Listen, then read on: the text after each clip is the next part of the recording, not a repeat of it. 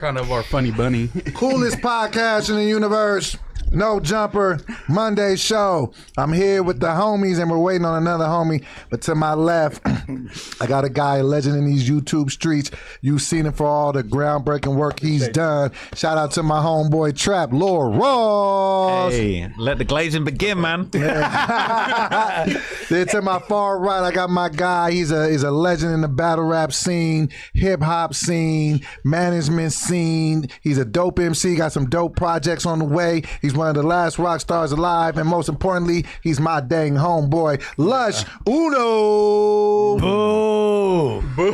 This guy's scared. And right next to me, I got the illest dude in LA, one of the illest podcasters. He is he's making the most noise. Drake knows who he is. New York Times knows who he is. The streets is buzzing over my cousin. Shout out my guy, Moose Man. Let's go, man. We groundbreaking. It ain't because we, tipping the scales either. You feel me? We outside. They're just walking down the street and the ground just shatters. Literally the largest podcaster in Los Angeles. You know me, just little old doughboy. I'm just here for the vibes and the good times. They call me Young Richter Scale. We have a special guest on the way. If you guys are familiar with the show, Kill Tony, Roast Me. He's a legend at both of them. So shout out my guy, David Lucas. He will be in the building in about 15 minutes. And we're going to chop some game with him. Shit for being late? But no, he's a guest. The guest can be late. But if you're a regular. That's not fair. Hey, I've been going hard on it. Hey, I was early. That's what I'm trying to say. Let's ask Trap. I've been going super hard, hall monitor, Debo on cats when they come late. Am I right for that or am I wrong? You know what it is? I feel like Adam, he trying to, toe the line, get everyone to come here early. I know people often late, but at the same time, sometimes, when you got a name, fool's going to have to wait. Yeah, it's like this. It's like this, okay? Like, it'd be one thing if Michael Jordan was like, hey, BJ Armstrong, you showing up late, get your ass on time. Right. You feel me? But this is like Danny Ainge. Danny Ainge is trying to be like, hey, yo, Scottie Pippen, you're late. Like, man, shut your ass up, Danny Ainge. I feel like around here, it's like, depending on how many, either like how much clout or bodies you got, that determines how late you can be. Because there's certain fools that be late, and Adam kind of like, don't say nothing. That's why I respect Doughboy, because at least he's keeping that same energy. Lush will get his head ripped off, and then Brick Baby comes in with the blick on him, and so Adam doesn't say a word. Yeah, exactly. We got to keep that same energy. If you got belts, then ain't nobody, you feel me? Hey, I'm pretty sure J Hood turns up whenever he wants, right? Yeah, known belts. Yeah. Bro, he just turned up wherever he wants. We saw that fight video, though. I'm not calling him out. Bro, just turn up tomorrow's good. Like, reschedule. I'm not going to be the dude. No, shout out to him, man. Shout out all the Shout out to new everybody. talent, man. There's been a lot of good new people up in here, man. I've been loving it. Doughboy, Moose, obviously Lush, the veteran taking these guys under his wing. I've been loving watching it. I ain't been on here in a while, but I've been watching a lot. I've been enjoying everybody's lit. Well, welcome back to the platform, man. We happy to have you here. Can we talk about the elephant who once again ain't the room? Yeah. Adam, what is going on with you? Do you feel like he is just purposely playing hooky on the boys, man? What's up? I don't know. What was the reasoning today? What's he Now doing he's today? out of town and his wife Oh, yeah. And I get it. You got to do the family stuff. And I know he knows we're competent enough.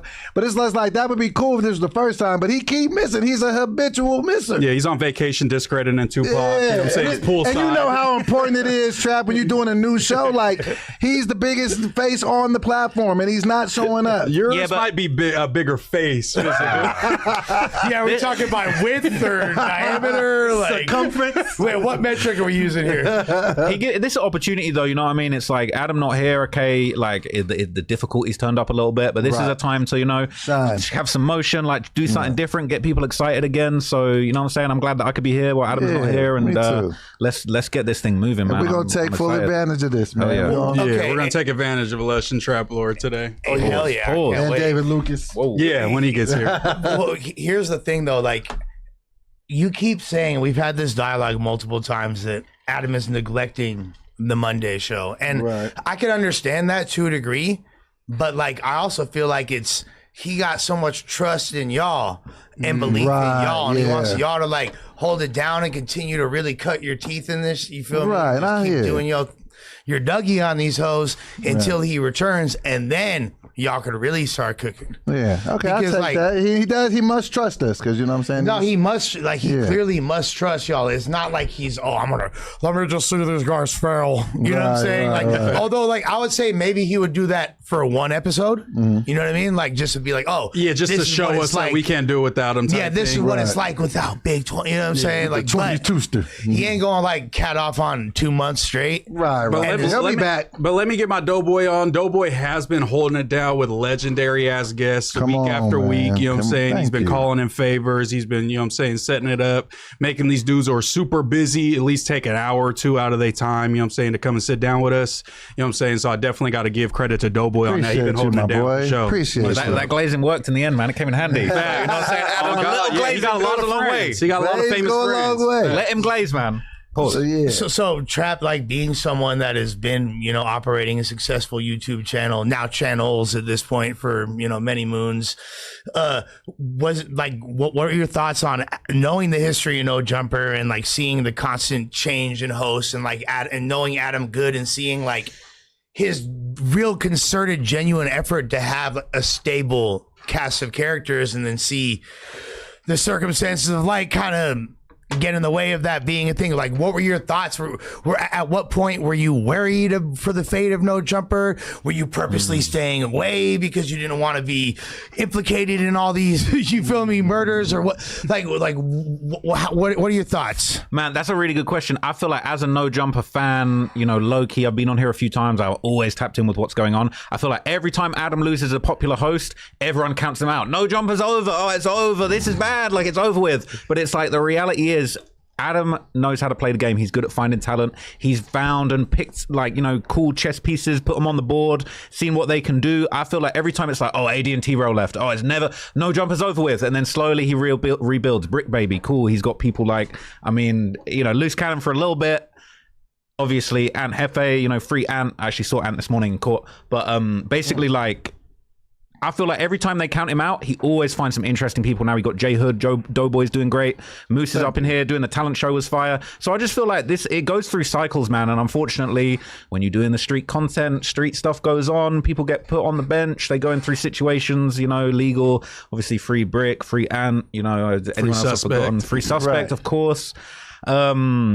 So I feel like, yeah, they always count him out, but he comes back with a good cast. And if anything, that's what the fans love. They love the up and down of No Jumper. No Jumper got them fickle fans that they love to say it's over with, and then a few months later, they love in Doughboy. They love in J Hood. They got someone new to love, and then when they go away, it's going to be the same thing again. Hopefully that don't happen with some of these hosts, but Right. that's Yeah, what I think's going on, man. It's just definitely. cyclical. Well, yes, I guess like I feel like No Jumper's found a decent way to somewhat capitalize off of the hate watchers to a degree, Right. which is like fully impossible to contain in its entirety because you're going to have a bunch of reaction channels that get a lot of traction just based off of the size of the community and things like that. So it's impossible to fully circumvent, but Absolutely. I feel like, you know, we at least use it to our advantage in some capacity. And the fans, like Right. a lot of them, like act like they're haters, but they're like your hating cousin that will shoot on you and talk about everything about you, your whole outfit. At the end of the day, they still love you and they showing up to the Right. parties every time to rock out with you. So it's like it's kind of that vibe. I feel like. Right. If Adam closed the doors and said, fuck this, I'm tired of the hate, we shut in No Jumper, no more shows, the community would be devastated. Some fools will be out of an income. They have nothing. They wouldn't know what to do. Like, Yeah. I know Oh, the they same will. with Arthur Park right now. Oh, if you he know, did that. it Yeah. is slimy. y'all be in trouble. So, you know what I mean? I'm joining the Big baby problem. Uno gang. We're running the street. Yeah, 100%. Many, like, you would see a difference in the spike in the crime rate would go up if No Jumper shut down bad. They got vacancies on Fig right now, so you know what I'm saying. If you guys need another gig, they got something going. What size pumps? I think I'm like a 12 men's. Like, yeah. Hey, you had touched on this briefly. I want you to see if you can maybe expound on it a little bit more.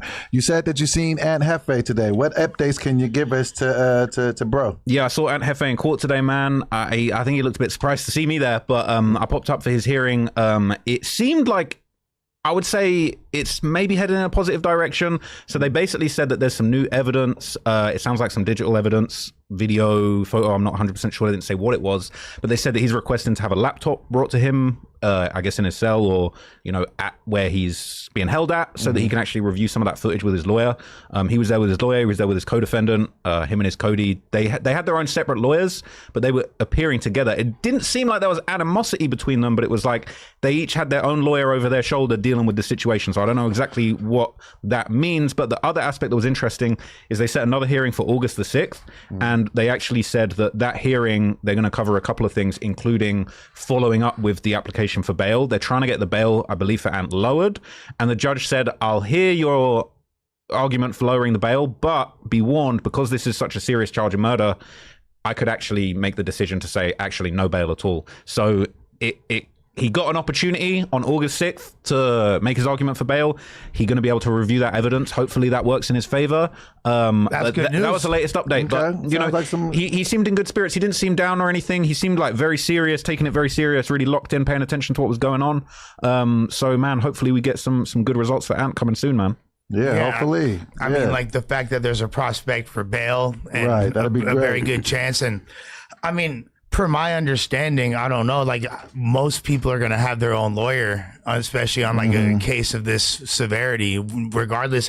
Sometimes it could be at times even like considered a conflict. if Exactly, They're yeah. both being The deals are conflicting, and then you're, Yeah. agreeing to terms that compromise your other client, all that type of stuff. And that's not, you can't give somebody preferential treatment over the other, like just on some basic ethics of, I'm not going to say, I don't know what the proper, I think that really the is. It's like protocol the of- ethics of being an attorney, whatever. what's it called? Jurisprudence, whatever, right?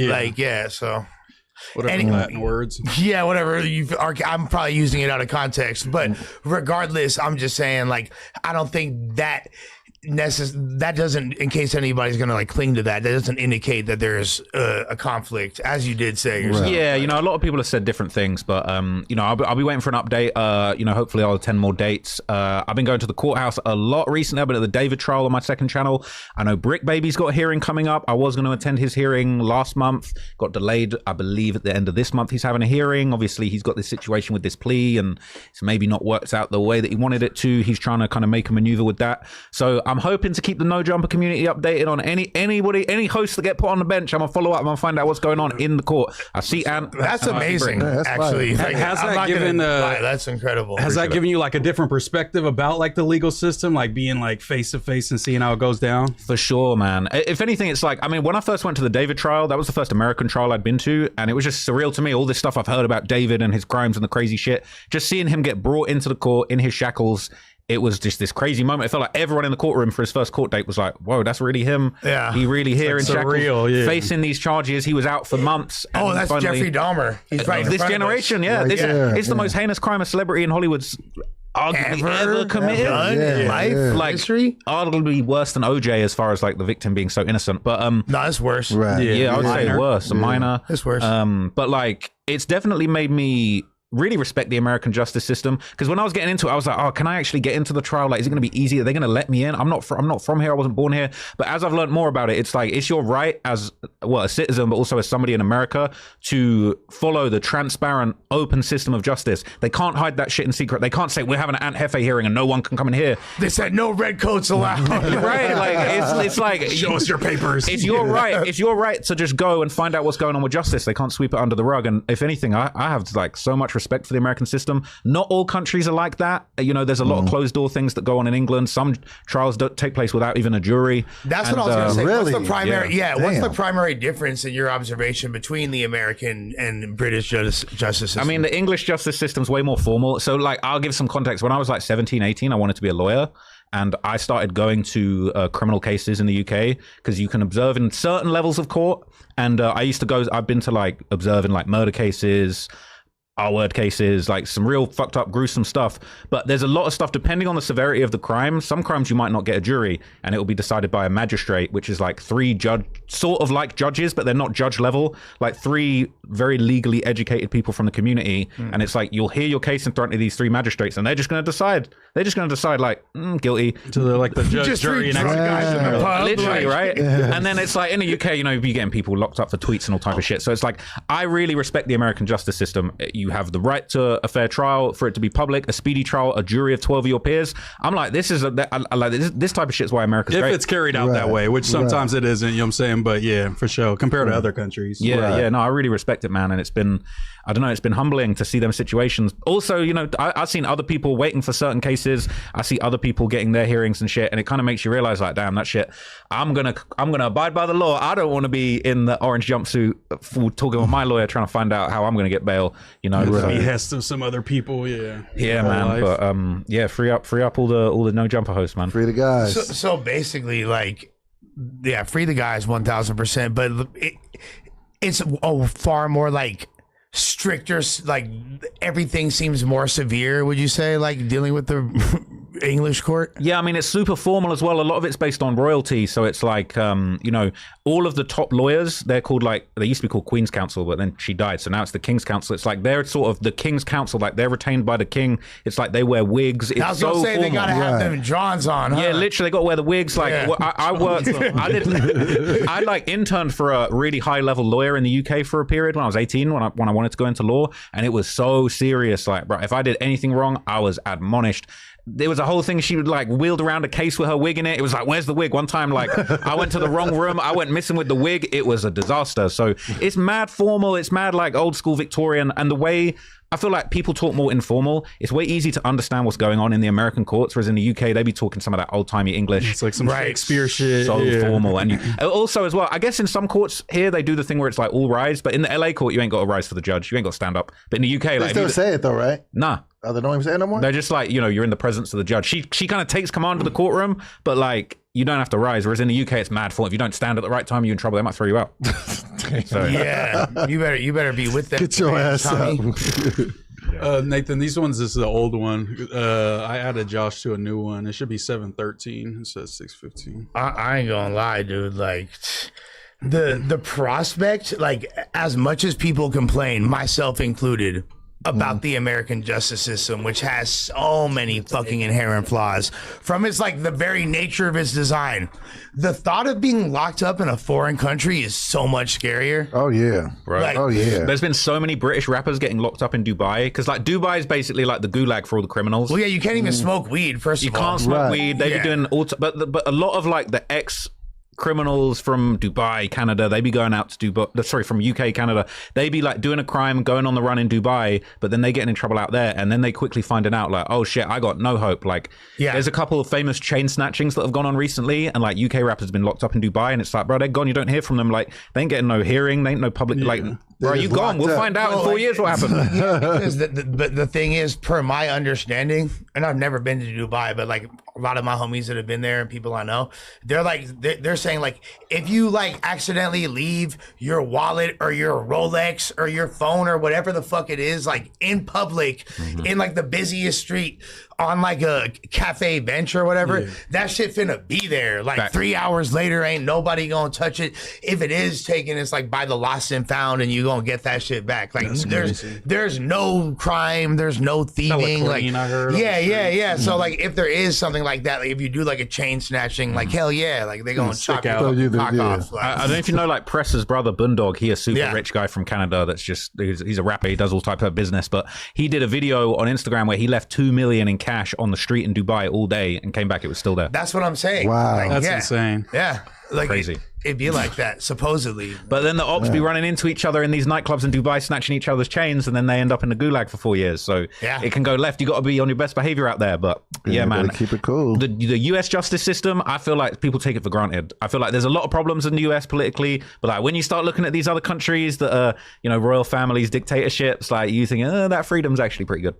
Dude, yeah, like there's so many, and again, that's another example of a more favorable outcome that you could get. You could be locked up in some of these like random ass. Or like a South American. Yeah, exactly. We prison. found cocaine on, like we What found was a. that? like Seacot, that one. And like, What was that? That streamer that just had got caught and then what was it? Oh, Johnny Vitali? Somali. Yeah, that's the There was Philippines. another Vitali one as well. Yeah, Vitali, he was in Vitali. Thailand. Vitali Yeah. was And he had the Philippines. Philippines. Somali was They showed the Korea? conditions. He Yeah. lost mad weight. Like he was looking hurt. Yeah, he was begging in that courtroom. Oh, yeah, for He real. looked crazy. That shit will change you, man. Because it's like yeah. I feel like the US prisons are worse than the UK ones. In the UK, you got PlayStation, people be recording music videos in there. Like it's chill. But you go to that Philippines prison, you coming out changed man. You want a whole different program. Yeah, Bro, because they're like not feeding you none of that. Yeah, the standard for humanity is significantly less. And then like a lot of them, like certain, because I've done a lot of research on the penal systems pause. Yeah, I bet you have. Extensive in foreign countries. And some of them Asian countries, the way that they like get everyone militarized and you have like just like a certain motion you're doing for 12 hours straight. Facts. Yeah, that's how that CCOT is, and they got them all folded up with their head down and shit. I'm like, oh, it's all bad, and they all tatted up. Yeah. Hey, but don't get it twisted though. Anyone that followed that Fulio murder trial, them guys that got life, I don't know if you saw the footage that was going around, but basically, like, they were trying to decide whether we should give Fulio's killers life in prison or the death penalty. Yeah. And they had a guy from the prison come and testify, and they was low-key saying that he was like a slave owner type guy. I remember this. You see this? Yeah. And he was just like, yeah, I need them boys to work. We can have hard labor. I need to get that sweat equity out of them for life. The one term, the sweat equity shit. Sweat equity shit went viral. And everyone was in the comments like, whoa, slavery really still a thing? Like, they said them boys would do well on the labor camp. And so, like, that's how, like, it can go left. If you're gunning people down with the chopper, it's like, hey, man, if that guy gets you, that's on you. That's like a witness that they approve because they don't want to get executed. Yeah. Like, oh, these are like the positive reasons why.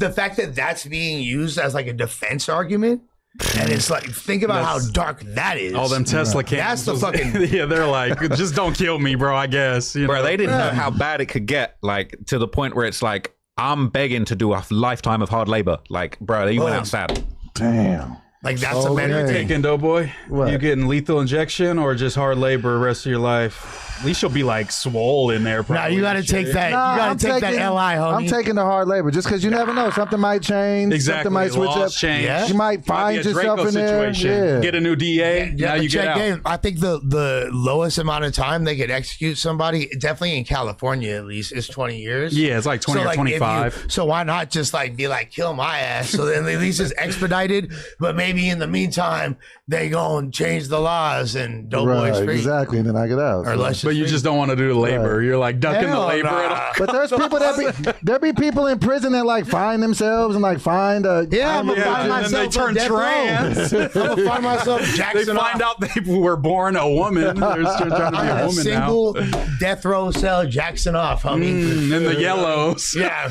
I'm a minion. Jackson as a minion. Let's go. I'm just saying, it could be a worse fate, potentially. I seen a trap you was fooling with that. I saw you guys talk about it a little bit on the news, but you know what I'm saying? Future, the real me, man. I'm fooling with it. I ran it back today. It's fire, bro. It was real. Hard. I didn't go through it like with a fine tooth comb, but like nothing really grabbed me on the Slap first it again, listen. bro. Yeah, It's bro, gonna you grab got you. to. It's gonna grab you by the hips and make you shake them. You got to focus, man. on my soul. You need to hit like a little pre-workout or something. That Konnichiwa. Them beats are Konnichiwa. crazy. Bro, yeah. I'm not gonna lie. I got Tank Top Pluto. 14 out of 22 songs being pretty fire. I'm not gonna lie. That was my That's a count. pretty good When I- ratio. So here's the question, yeah. As somebody that liked the album, what did you think of them experimental ones at the end? Because he had that, what is it, the Alice in Wonderland? Yeah, I loved Alice. I fuck with it. It transported me back to 2014 when I first did Molly, and I was just like, you know what I'm saying, at some fucking dead ass party, but I'm just rolling, you know what I'm saying? See, people It trying to say transported me back to a time. It's like, we're always like, oh, we're tired of the same old thing. Then he tries something new, and it's like, oh, he's corny as fuck. It's like, You don't nah, think it's though, great. like, but it like objectively, from like a mainstream perspective, he's like severely fallen off, and he's like, and the numbers are getting worse and worse. There's not going to be like singles that are really resonating on a mass I level. think right? it is. I think radio's already going to be resonating with a bunch of people, and there's a couple others, even California girls. You know what I'm saying? Build a bitch. I'm loving Build a bitch. I feel like Build a Bitch, one of the weakest songs on the album. Everyone talk about Build a Bitch so good. I I'm like, loved it, bro. Ain't even got a beat. I loved it. I'm not gonna lie. I'm gonna have You guys are making me really want to listen to it again. I had to listen like Listen 3 to it times. loud. I'll run it back. I'm Yeah, gonna run it like, back. The first I'll run it listen, back. I was like mid, and then like 2, I was like, oh, it's kind of cool. But I'm Third, really- on the way here, I was like, this shit's actually What awesome. I have been doing, because I haven't had a chance to be on the right concoction to enjoy it properly and give like because that's like my homeostasis for Future. Yeah. I got to be like on Molly. Yeah, But you which feel isn't like- hard for you. Nah. Like, go get some and listen to Yeah, it. bro. no, Yeah, get busy. Come on, man. That was It's- like my task for you before this pod. No, it hasn't occurred to the degree that I wanted it to yet. You know what I'm saying? But I will say this: I have been paying good attention to the numbers. Yeah. And him doing 19 million first day when Drake did 129. So if Drake did 129 and he did 19, that means That's not great, but I don't put Future like everybody else does as like a big 3 guy or a big 5 or any of that. He's like a tier under, you know, the Drakes and the Kendricks and the Coles and all them, but he's just... am I being unfair as fuck to Pluto right now? Because like No, I think Yeah. you're being fair because Yeah. people built him up as the like Atlanta GOAT. He's birthed all these rappers. He should be putting up big dog numbers just like the other people we mentioned.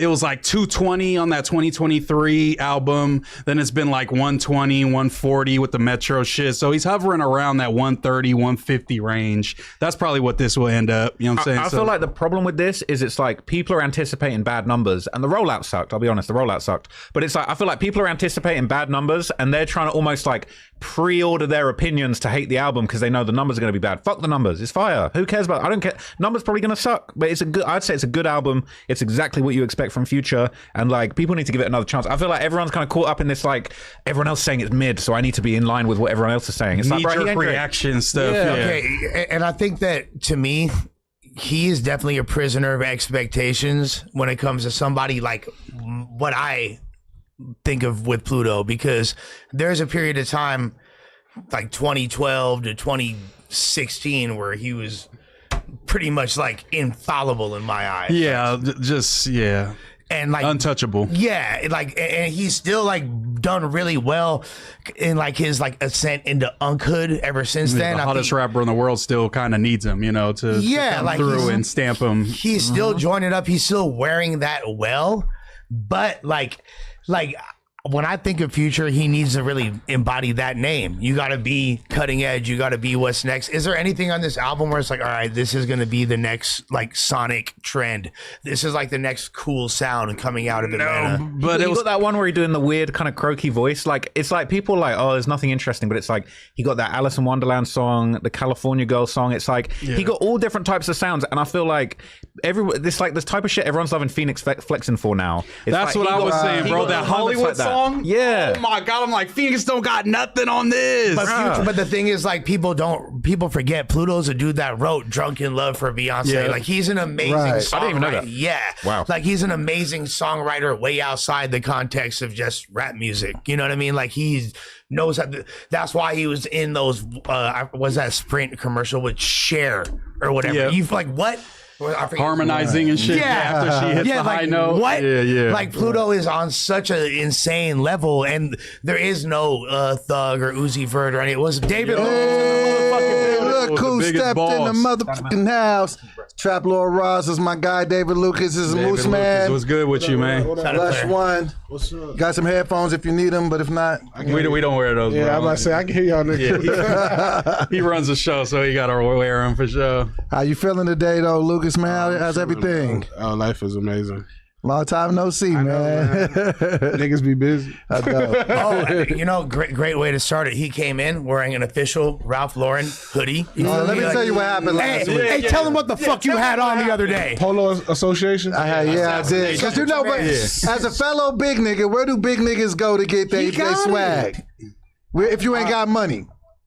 Burlington. Exactly. The fuck did I tell you? Polo at They got real Burlington. polo. I didn't find it. They got 5X polos in there. Online too, nigga.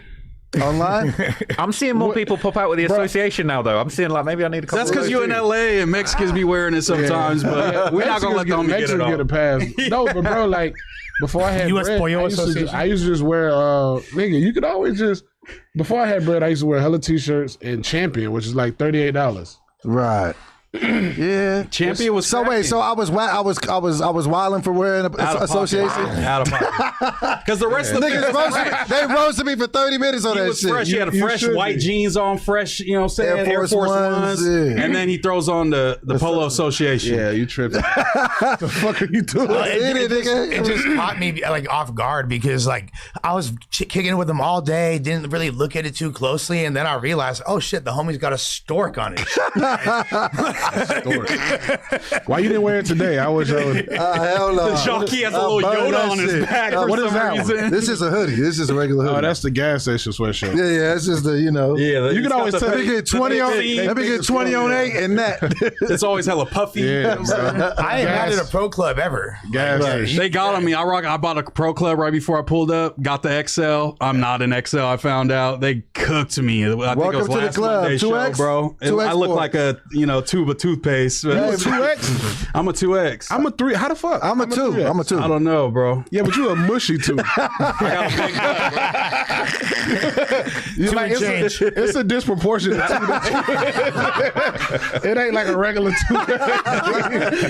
You a two He like an extra large. Up here. You got a Christmas tree vibes. You know what I'm saying? No, man, I'm still surviving in You're them not too. hot. None of y'all are hot. It was hot as a fuck little today. warm. I'm a little. See, y'all niggas live in the valley. That's why. Yeah. It's for sure hot out I live on the west side. Okay. That's right.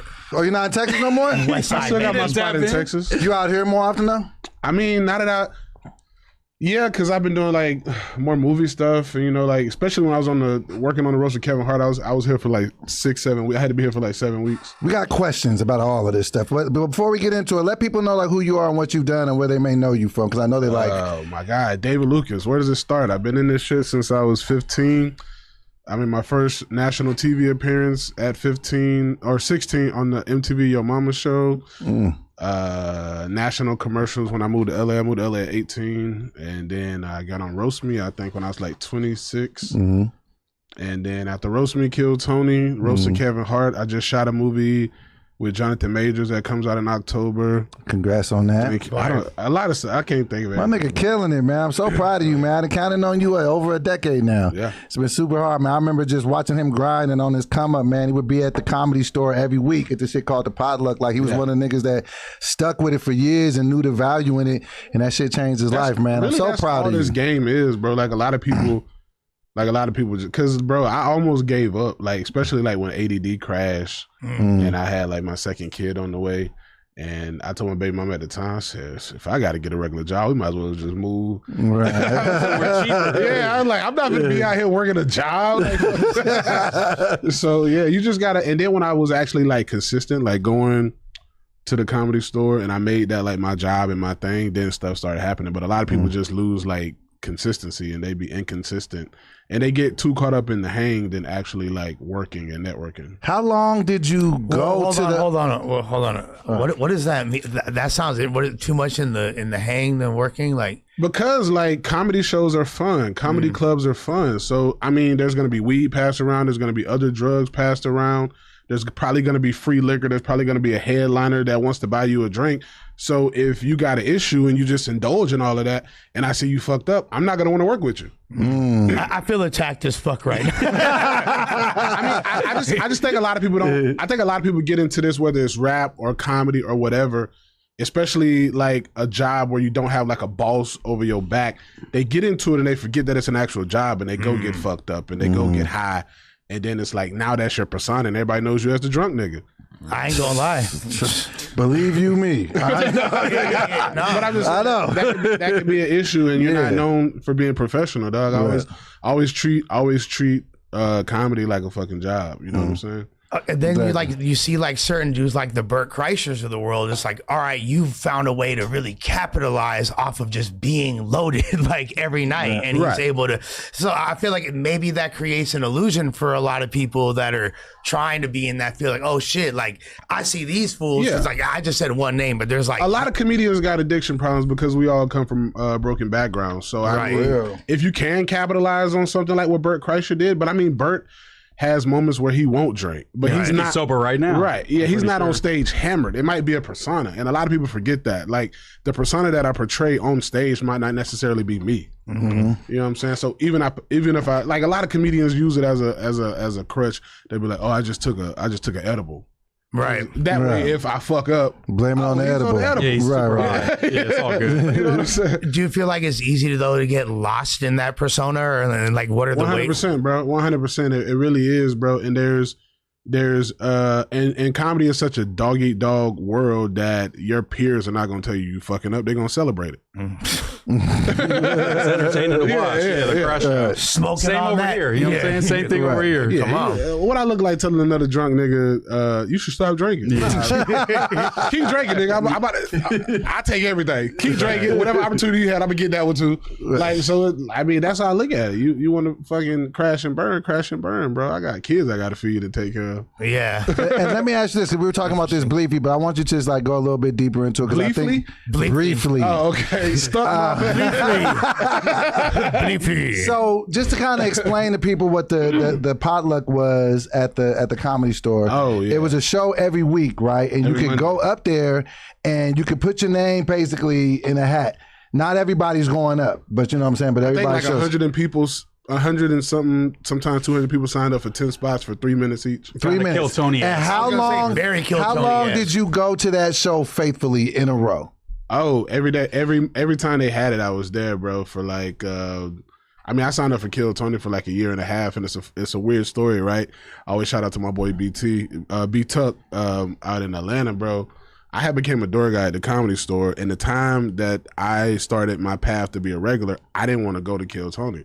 I was kind of like, fuck Kill Tony. I'm like, man, I sign up for that shit all the time. Like, I don't never get No, it never got picked. Yeah, I'm like, I don't ever get picked. Why the fuck I want to go? He's like, man, just come with me. And I went with him, and I fucking got picked, and that's what started. He's like the good luck charm, essentially. Well, it just like I take everything as a lesson, bro. Like it could have been, my demise, but I like do something, especially the days you don't want to do it. When you feel like when something is pulling you not to do it, make sure you do that extra hard that day. Does that ever like give you like I could ask like all of you this? Does it ever give you like anxiety like on decisions that you make because like say you had just did one thing differently that day, your whole life could be different. Like, you know what I'm saying? But the fact that your man's told you like, hey, we should go, then you go do it changes your life. Like, but like, is there like a parallel universe if you don't? Like, that's why it just makes me hypersensitive on all the decisions I make. Cause I'm like, this shit could just be a butterfly effect.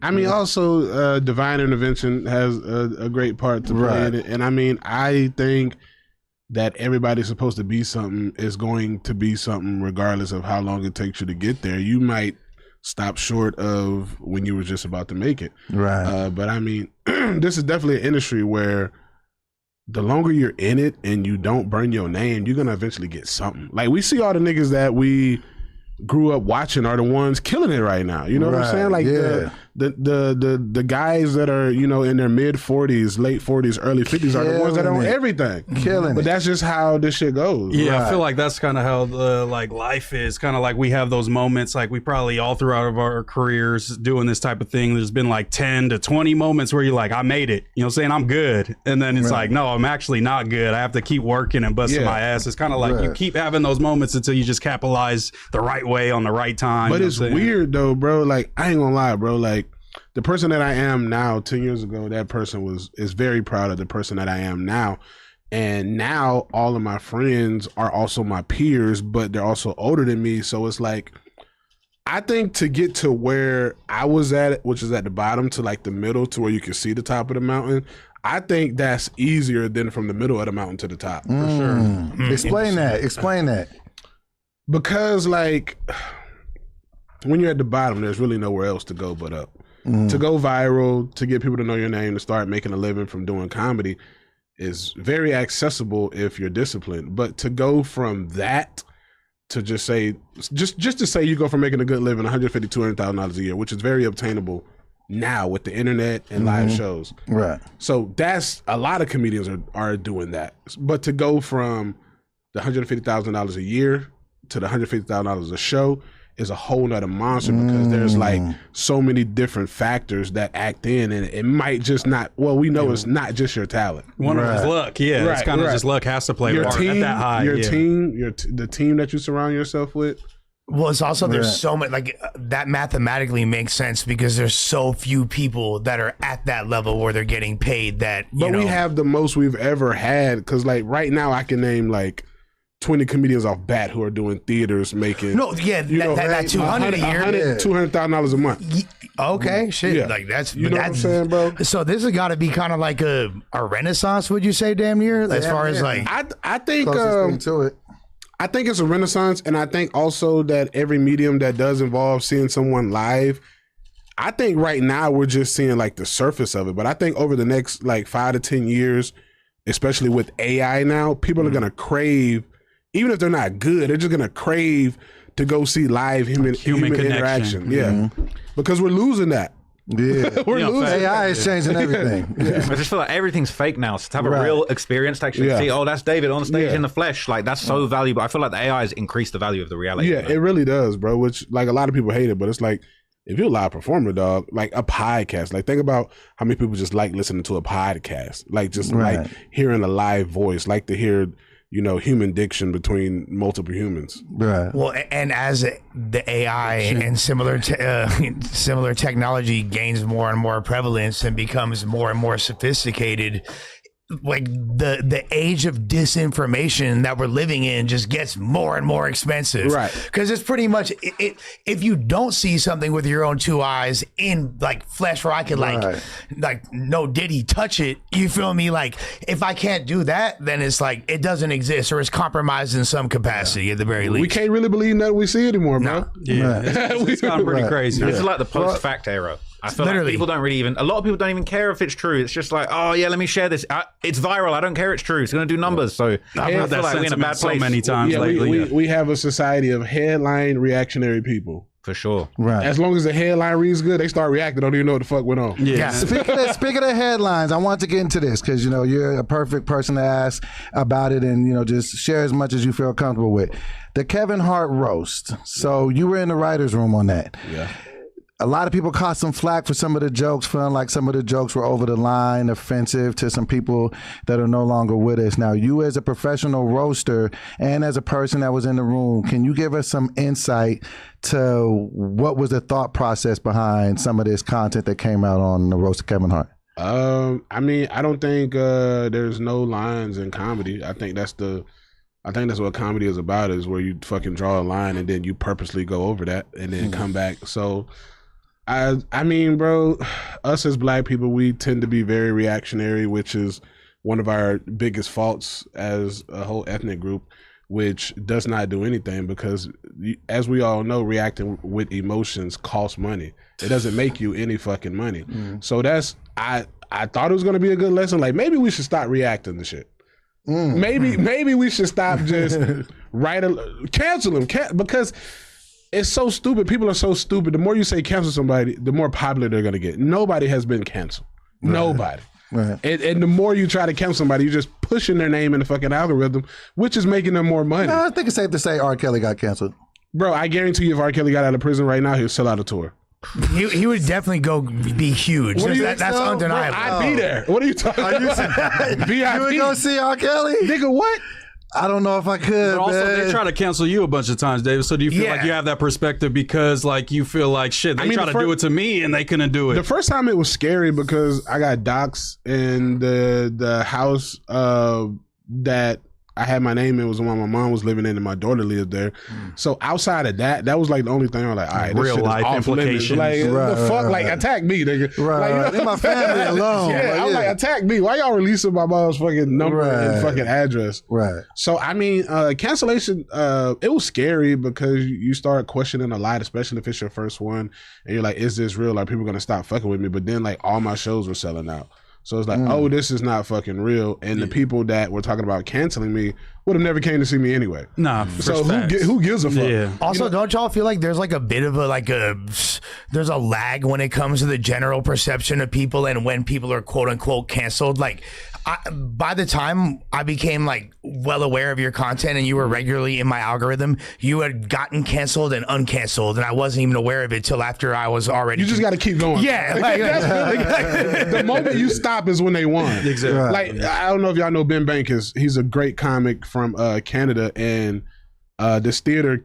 or a club cancel him in like Minneapolis or somewhere, Minnesota, and that skyrocketed. Like, bro, he's breaking records at comedy clubs now, selling out 9-10 shows a weekend. Yeah, that's fire. So it's like, was you Even the Shane, you know what I'm saying? The Gillis shit with the SNL. It's like, that was obviously he's amazing, but like that catapulted him, you know what I'm saying? That controversy. that was like the best cancelization. For sure, yeah, the best case scenario. it hardens you. It definitely hardens you, bro. It definitely hardens you. Did it like jade you a little bit, like leave you jaded a bit, like you kind of like, man, fuck these people type of thing. It made me go a little harder, so now I really don't give a fuck what I say.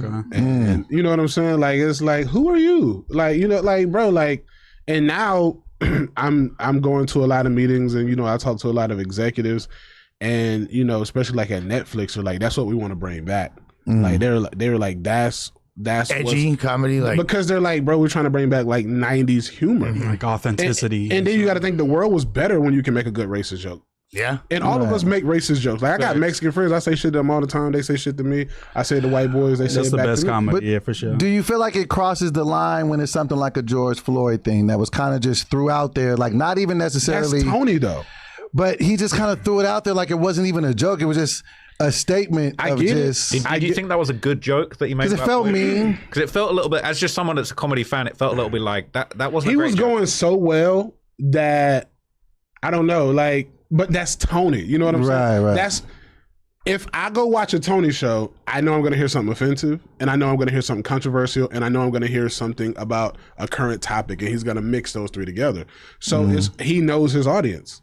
I think the energy was a little bit forced, and that's kind of like the special energy that people are kind of having an issue with. It seems like at this point he like is too aware of that and is too forefront with that, like, I'm here to offend everybody type of thing. And it's like, we don't like that energy. You know what I'm saying? I feel like. I mean, he waited. Yeah. It was towards the end of his set. The rest of the other stuff was killer, but He was killing for sure. like on the same token, like, what's his name? Pete Davidson is fine with you talking about his pops, deceased 9/11. father. Right. Cheryl Underwood sat there and took jokes about her deceased husband. Some of the best jokes of the night were about You know what I'm that. saying? Facts. And she was laughing at it. And then guess what? When she got her turn, she came up there and fucking killed it. Right. And then she came on Kill Tony. So there was no animosity. Went on Shane's podcast. There was and no chopped it up. animosity. It was the problem. The problem that I think with the world and especially social media is that the wrong people get mad for the wrong ethnic groups.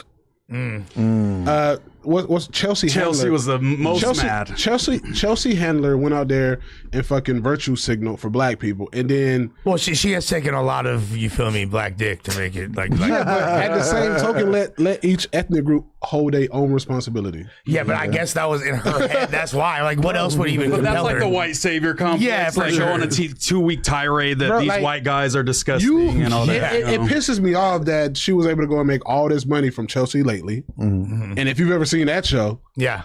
the fuck are we talking about? Yeah, offensive jokes Right, flying left what and are we right, talking yeah. about? Well, did she Now have like a there's- Hispanic assistant? Yeah, and then she's like ordering around. But it happens. It happens a lot, bro. Like white people go and make buku money, and not just white people, maybe some other ethnic groups. But white people go and make buku money, and they got 50, 60 M sitting in the bank. They got their house in the hills, their fucking nanny or whatever, their house cleaning lady, their fucking assistant, and they don't got to worry about shit no more. And their life is going so good now that they're like, oh, what should I do? Virtue signal for black people. You don't really give a fuck. Yeah. Well, that's their way of being involved. Exactly. And like, it's like include we're still, me in the topic. We're still cool. We're still down to earth. And I think it does come from, like, if you look at, because this is really like a liberal thing, right? We're talking about Democrats 9 times out of 10 in this instance, right? And if you look at it, like going back, like I know that my parents' generation and people like they had great intentions. Yeah, positive intentions. They really meant like, okay, we're helping, but at a They're certain so point, tone deaf that it's like coming off crazy. yeah, society's like evolved past that. And at a certain point, it's like now you're just being a little bit patronizing and like tone deaf. Yeah. If you go back and talk, because I'm from the South, the deep South, where according to today's society, I should have been hung. Right. I never experienced racism until I came to LA. Ooh. Wow. Never. Whoa. Never. And Word? Bro, I never got called an N-word till I moved to LA. I never felt like my life was in jeopardy because of my skin color until I moved to LA. If they're in the South, bro, white people who don't fuck with niggas you know they don't fuck with niggas, or they'll tell you. And what do? Stay the fuck away from them. The most dangerous one is the one who smiles in your face and secretly hates you.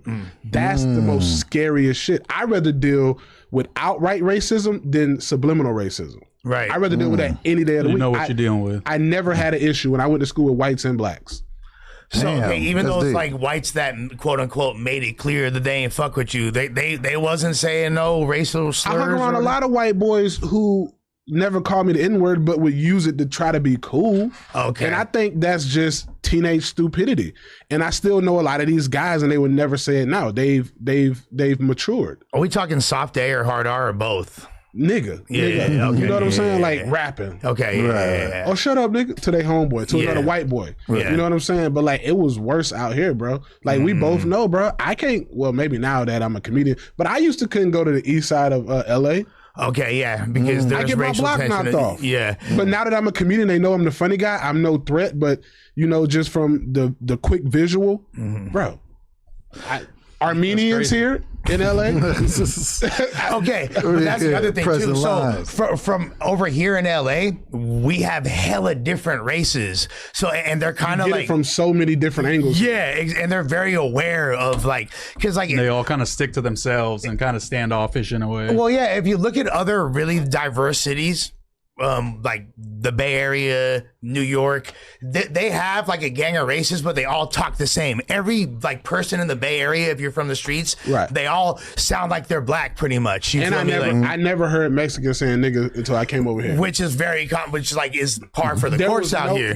There was, and also in the South, bro, you get beat the fuck up if you're not black saying nigga out in public. Yeah. But out here, I see Hispanics saying nigga, and the first time I saw that, it took me. I'm like, but then I saw everybody. I was like, oh okay. Everybody was cool with Yeah, it. I'm like, I'm like, oh my bad.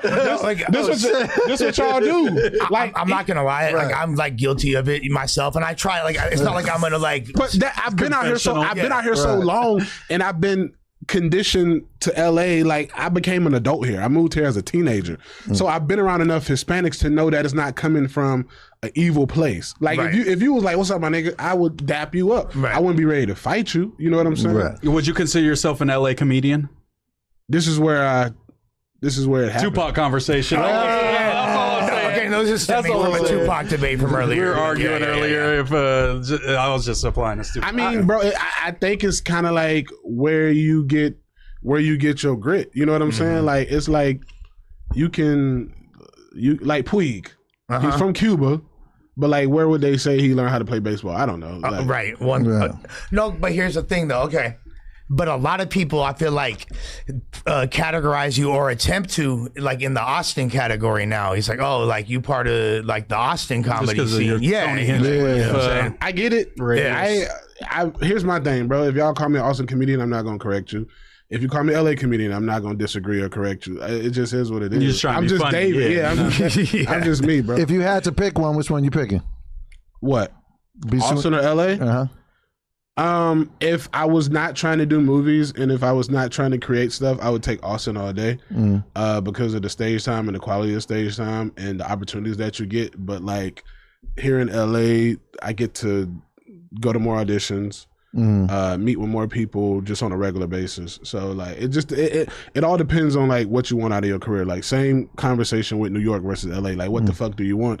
Do you want to be a choppy, fast paced comedian? Then go to New York. You're gonna get maybe fucking 6-7 mics a night. Yeah, You know what I'm saying? So, paid. yeah, so it's like, what do you want, bro? Right. I remember Brent. Shout out Brent Taylor. Shout out my boy Brent Taylor. He understood like because when I first met a lot of LA people, they told me that I was rude because of like how we talk from the South. Like and Brent, like when I thought first- y'all were more polite. but it's just our vernacular. It's just the words because like in the South, we're like, "What up, bit?" Oh, But, like, yeah, out yeah, here, Brent thought it was disrespect. And then he said, "I went to Georgia." Everybody said, "What up, bit? What up?" Because out here, like you tell that to a grown man. you Yeah, know it what I'm might be saying? a problem. words. Yeah. Like and in Florida, like it's bitch. Yeah, in Dallas, Yeah, New like, Orleans. If you cool with somebody, it's Yeah. bitch. Like, what's up, bitch? Fools call their Shut your homies. ass like that. Yeah. Bitch, shut But, your but ass it ain't up. no disrespect. It's like this is talking shit. bitch, you tripping. You know what I'm Right, saying? right, Like, right. it ain't- Hey, bitch. It's the same way like Mexicans in LA be like, "What's up, Dick?" Yeah, hey, Hey, Dick. Dick. Like it's Yeah. it's the same shit. Come on, Dick. Yeah. Yeah. I wanted to ask you this too, David. Then we can, open it up to whatever else Yeah. y'all want to talk about. So, Hinchcliffe just dropped a special, Yeah. Man of the People. Yeah. I have my critiques of it, but I think my critiques of it really kind of stirred from. I think, and this the I got two questions I want Did to you ask watch it biased or unbiased? I watched it just with a clean slate. Okay. Wait, And- did you watch or did you watch reaction videos? I watched the whole already thing. breaking. No, it we down? watched it on Netflix. We watched the whole thing. We We'll watched the whole talk thing. about it on here. Yeah. So what it just was, it's just that I think it's so new to see specials with a lot of crowd work in it. Sometimes people are doing full length crowd work specials. I think Matt Rife might have done one. Big Day did Nate one. Jackson. Yeah, and I think they're just so brand new that it's kind of hard to, gauge it. But so those are my I two haven't seen questions. it yet. Is it full crowd work? It's not full crowd work, but it's like maybe The last, 60, 20 minutes, maybe he gets into crowd It was work. just all like, and it's just, but that, so I wanted, okay, I didn't know that you hadn't saw it, but But I mean, I've seen, like, what I can say before you say it is, what I can say about any recorded thing is watching a recording of someone's special is maybe 60 to 70% of the actual special. You won't even get there's not enough that you can do in your house to replicate the feeling of actually being there. And what I will say is, bro, I've been on the road with Tony plenty of times and he kills it every time. So some people, like Theo Von murders. And then like people be like, oh, his special is bad. Well, go watch him live. That's the best way to kind of gauge somebody. Like anybody can put Why do you out. think that changed? Like, because we used to watch them on Comedy Central and we thought they were bangers, you know what I'm saying? Killing Me Softly, things like that. Because we're in a TikTok society now. So it's just got to be that short to the punch. We're in a 15, 30-second society. Yeah, okay. But what were you about to say about it, Doughboy? Huh? You watched No. So I had. Sorry about that. I was just checking on my notes. But no. I'm saying so. The bigger question is, You watched his whole special. I watched so special. Do you think, as somebody who is a touring comedian right now, that crowd work is somehow bleeding and killing stand up? Because now this is my argument to No, it. it's So an now, evolution. but Man, this is a crowd work guy right here. and that's why I'm asking, because now, like with a person like me that doesn't really do a ton of crowd work, I'll just kind of get into my material. But people are kind of getting accustomed to being a part of the show now, so a motherfucker might yell some shit out. And What I can say about comedy now, bro, I feel like people who get it now evolve, and I think a lot of people try to have nostalgic values of comedy specials, right? There's more famous people right now than there probably was our whole childhood and teenage years. For sure. People are blowing up every month. So you are put in a spot to produce this entity that I need to put to the world. Where before the olden days, you didn't get a special until you were 10, 15 years in. Yeah. Ain't no YouTube If you're special. lucky. I ain't even been doing comedy that long. So I would still have like 3, 4, 5 more years before you even see a special from me. You know what I'm saying? Because they went around the fucking world perfecting that special all the way to the breaths and the pauses. So now you're getting a special that somebody might has to produce in say 18 months, which Right. isn't going to be as worked out as a 10 to 12, 15 year special. And not to mention comedians nowadays, we got to master social media. We got to have a fucking podcast. We got to fucking run ads. We got to do this. There's so much more involved with being a comedian now that I think comedians should get a little grace. We can't be the Richard Pryors or the Red Foxes or the 2006 Bill Burr. It's not possible. Just like when you see music nowadays, it ain't Al Green. We don't got that struggle, nigga. I didn't wake up in the morning and wonder was I gonna be killed for my skin color. So I don't got that struggle to produce no Al Green music. I don't got the struggle to produce James Brown music. What I do have is this, and this is my representation of what I do have through the struggles that I've been through. We can never replicate that. We can't. It's not, the timing. They were actually going through real shit. Real shit nowadays is nigga Instagram down. I can't post. You know what I'm They saying? plant my account. I can't get my blue check Them back. niggas was they had to make music powerful enough to move white people to come see them. Stop when being racist and fuck with him. and niggas had to be through the back. So they had to make music for that. I'm going to make this to entertain these white people, but the niggas in the back going to be grooving to it a little differently. Yeah, I seen Louis C.K. talking about on a pod about how he was one of those guys that he's like, I used to spend 10 years before I drop a special, but he said he started to feel like soulless. You know what I'm saying? Like he was just going through the motions, and he's kind of the first like top dog that started dropping every year and kind of put that pressure on comedians to be like, yo, we got to come every year now. We can't do that no more. I think we should give comics a little more leeway and give them their own identity. Like instead of like people be like, you will never be Patrice. Nigga, that's not even my favorite comic. Right. I ain't never emulated him. I can't repeat his specials word for word. Like, I'm not, like, just give me my identity. Because you're a big black dude, don't mean you gotta be a big black outspoken dude, but it's I feel like that's just like human nature. Yeah. We try to this guy should be like this guy. Oh, that nigga like Kevin Hart. Yeah. Oh, he like Chris no, he's just DC Young Fly. Ain't that also kind of like the greatest entertainer of all time? Ain't that I'm on record for saying that. Ain't that across the bear DC though? Young Fly. I don't know him. Probably. This is why I said it. I never want people to get it misconstrued. I've worked around the dude. I've worked around the greats. I've been around you. I've been around Tony Baker. I've been around all these cats. He said he's better than Jamie Foxx, more talented than Jamie Foxx. That's what he said. Listen to what I'm saying. By the way, I just want to like end this preamble. I don't think he would agree with that. No, he wouldn't. That's it's very unfair to this young man. Like, yo, fade out. I'm not very gonna lie. unfair to this young man. They're misrepresenting what I said. Okay. I said they're both hyphenates. They both do several different things. And if I match all of their different things that they do together, he never used the word hyphenate in his life. I would edge it of this because DC can play drums, he can rap, he can act. Nigga, I can play the drums, and I've never played drums. I've never played drums, but some type of way I know I can play the drums. Nigga, that's a wrong instrument to use in somebody's defense. You might be better than Jamie Foxx. He can play the drums. He might be better than DC Young Fly. That's for sure. God, he's bro, this is the greatest. The nigga can dance, he can sing, he can rap, he can sing, he can rap. We need a tuba in there or something. He can do improv. He can do improv. He can do stand up. Like, and that's what I was comparing it to, like pound for pound. Jamie Foxx with everything. Don't you feel like people that try and do everything, they can't ever really be great at one thing? Master of none. No, unless you're like Jamie Foxx and then you win Grammys and Oscars and Tonys and Emmys. And I see that in DC. Yeah, you will never see another Jamie Foxx, bro. That's what I was trying to say. So that was my only comparison. We love you, Jamie. No, that's not what the fuck you was saying, gang. That's the opposite of what you was saying. In front of your homie. We know the truth. Yeah, you can actually good. It's good. We'll never see another Jamie Foxx. We'll never see another Denzel Washington. Right. How I look at those things, bro, is like pressure creates diamonds. Right? Yeah. You can once diamonds are done, that's it. You can make lab diamonds, and that's what we have a world of now. Lab diamonds. They look and shine just as bright, but they're not a diamond. Moissanites, if you will. No, lab diamonds, nigga. That's different than moissanites. Yeah, kind of. But they're more valuable than moissanite. Yeah. Oh, okay, gotcha. Yeah. So actual diamonds. Now we have. They're just creating a lab. Now we have a world full of lab diamonds. Those before us were actual diamonds. You only create that under pressure.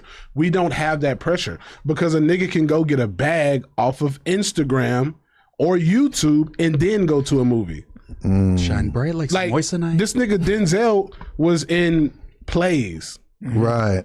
You know what I'm saying? A Raisin in the like. Yeah, wasn't that fooling on Othello or some shit like that? Yeah. We even John Boyega, who's close, but he's not Denzel. Right. We can't get that again, bro. It's just whatever is needed to make that don't exist no more. Whatever carbon was in the earth at that time, elements aren't around no more. We don't, and that's okay though. You know what I'm saying? Like we.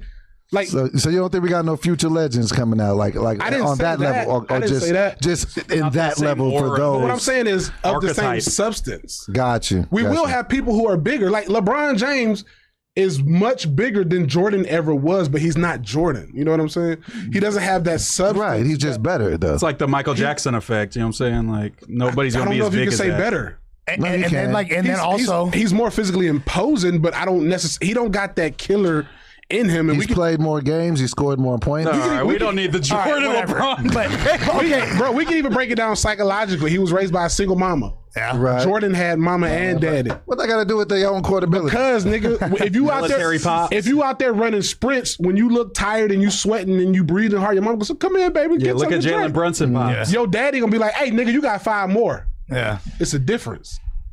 So that's what gave him that killer instinct. No, over? I said we could even make that argument. Okay, I got you. Yeah. I don't know what it gave it to him. Right. Somebody else I seen y'all smutting on the news today is Jay-Z, but his Blueprint show set the record for most tickets ever sold for a concert at Yankee Stadium, selling a total of over 45,000. It broke Hove's record set at the Reasonable Doubt show on Niggas Friday, was hating on it. which sold about 45,000. I wasn't hating on that. I was hating on the freestyle. He keep dropping these freestyles and they ain't hitting nearly as hard with a Jay-Z is granddad. Ain't he 50? 56. Yes. Come on, No, bro. 56 with a bulletproof vest on, rapping. It's like, ain't nobody trying to shoot your old You asshole. was aiming the finger gun at the no jumper camera right out there. Oh, me? Yeah. You. Yeah, you ready to I blitz ain't it down. 56, motherfucker. Cuticle Since edges. you shaved the beard, you look a little 56. I ain't gonna lie. The nigga's fit. Give him some great. He's 56. And he's still killing it. Well, why is he on stage with a bulletproof vest on? Maybe he needs some bread. I don't know. New York is dangerous. Yeah, Kendrick was doing about 50,000 a night. He's doing 46,000 a night. I mean, that's pretty fucking good. I'm And not we can gonna get into lie. argument about I Kendrick. mean, I know it's in New York. Oh, you so it's already different. know. Man, you don't want to I have know that. Ross has a very. I'm Team Drake. Ross, what's up? Okay. Ross, Oh, okay. Ross hates Jay-Z. Ross got a They good one said, to take. I don't hate Jay-Z, but they said they was going to wheel out all these stats. Oh, it's the biggest show ever. But it's like, I swear Jay-Z himself was talking about, I don't want to be rapping after 40. And was it 56? 56, yeah. It's just like, it's he's supposed to be this big billionaire guy, and now he back popping ass on stage with Beyonce again. Yeah. It's just not as it's not the dignified Jay-Z I thought we were going to have at this stage in his career. That's all I'm saying. I don't see any other billionaires do it. Is Jay-Z... He did sell a lot of tickets. As he said, I sold out. Yeah, I sold out. Okay, so let's be realistic. Is it going to significantly affect his business portfolio? No. And okay, obviously not. But they brought him out. He's only doing this to be like, look, I still got it, kids.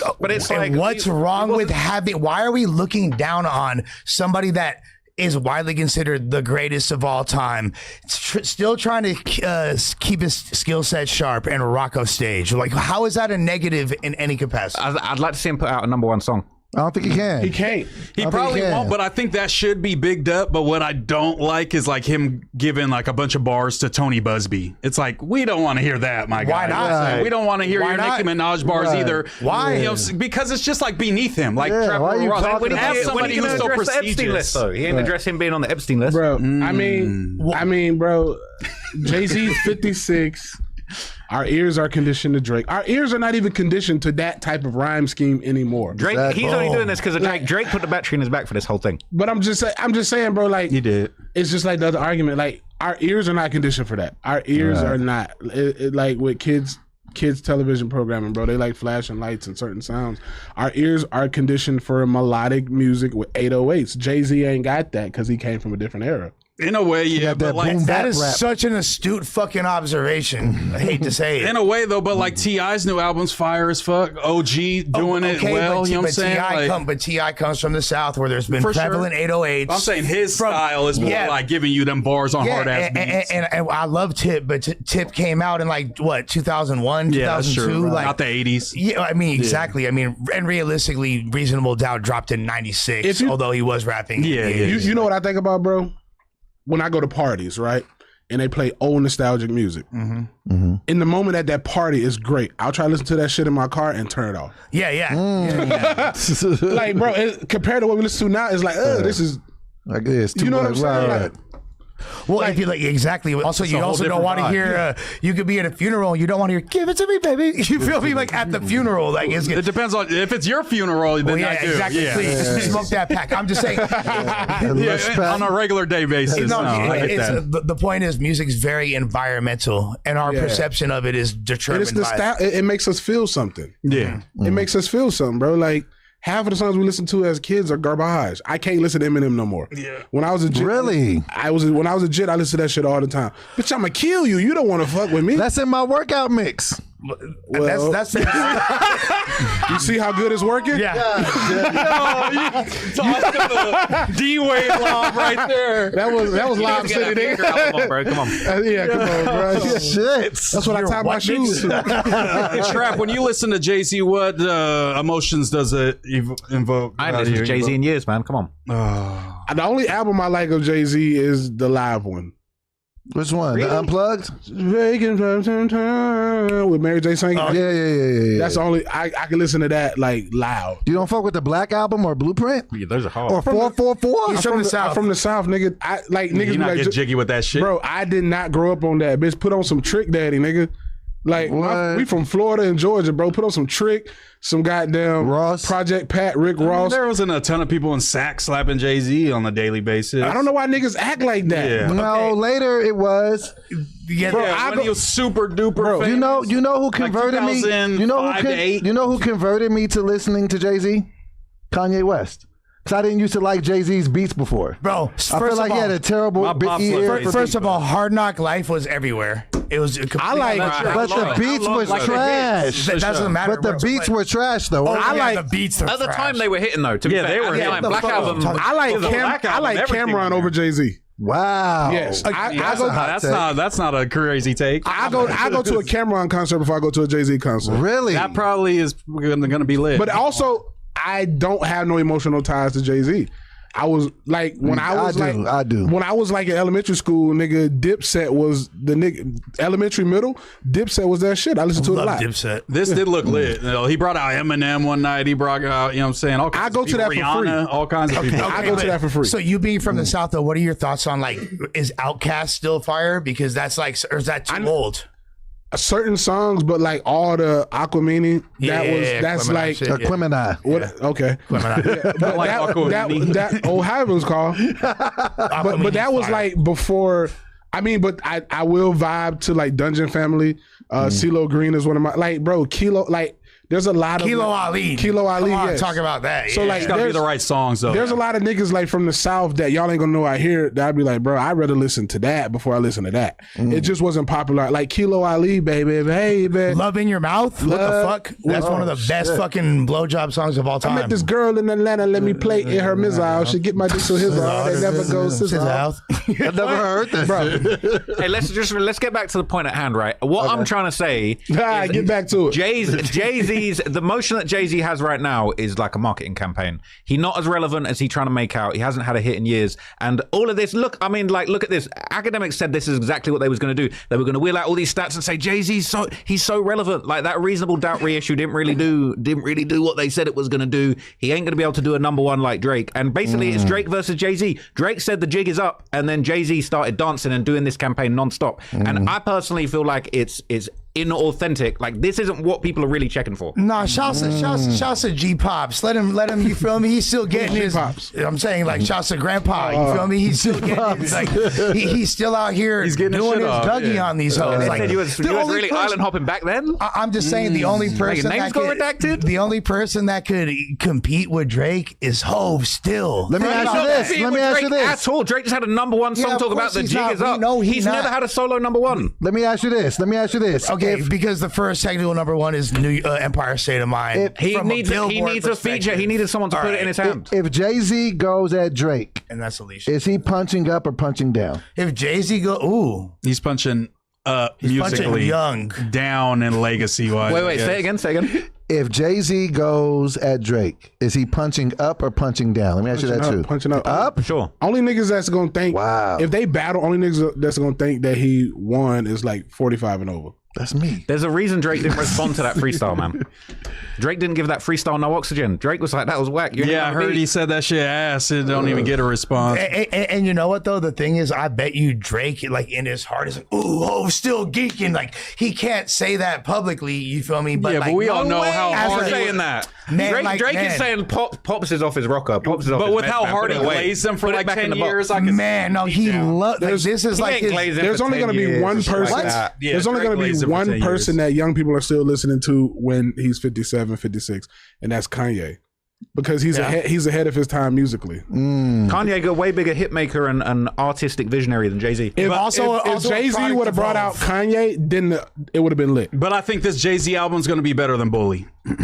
If he drops it. You didn't like I Bully? didn't need the album. I didn't love Bully it. was great. You gotta. It was like chill music to study to. you gotta vibes. listen. Like, you gotta it's drive with it. Let me ask you guys this background question. music. Let me pose a question. So, if Drake engages with Jay-Z and beats him, He won't. He just did. hold on.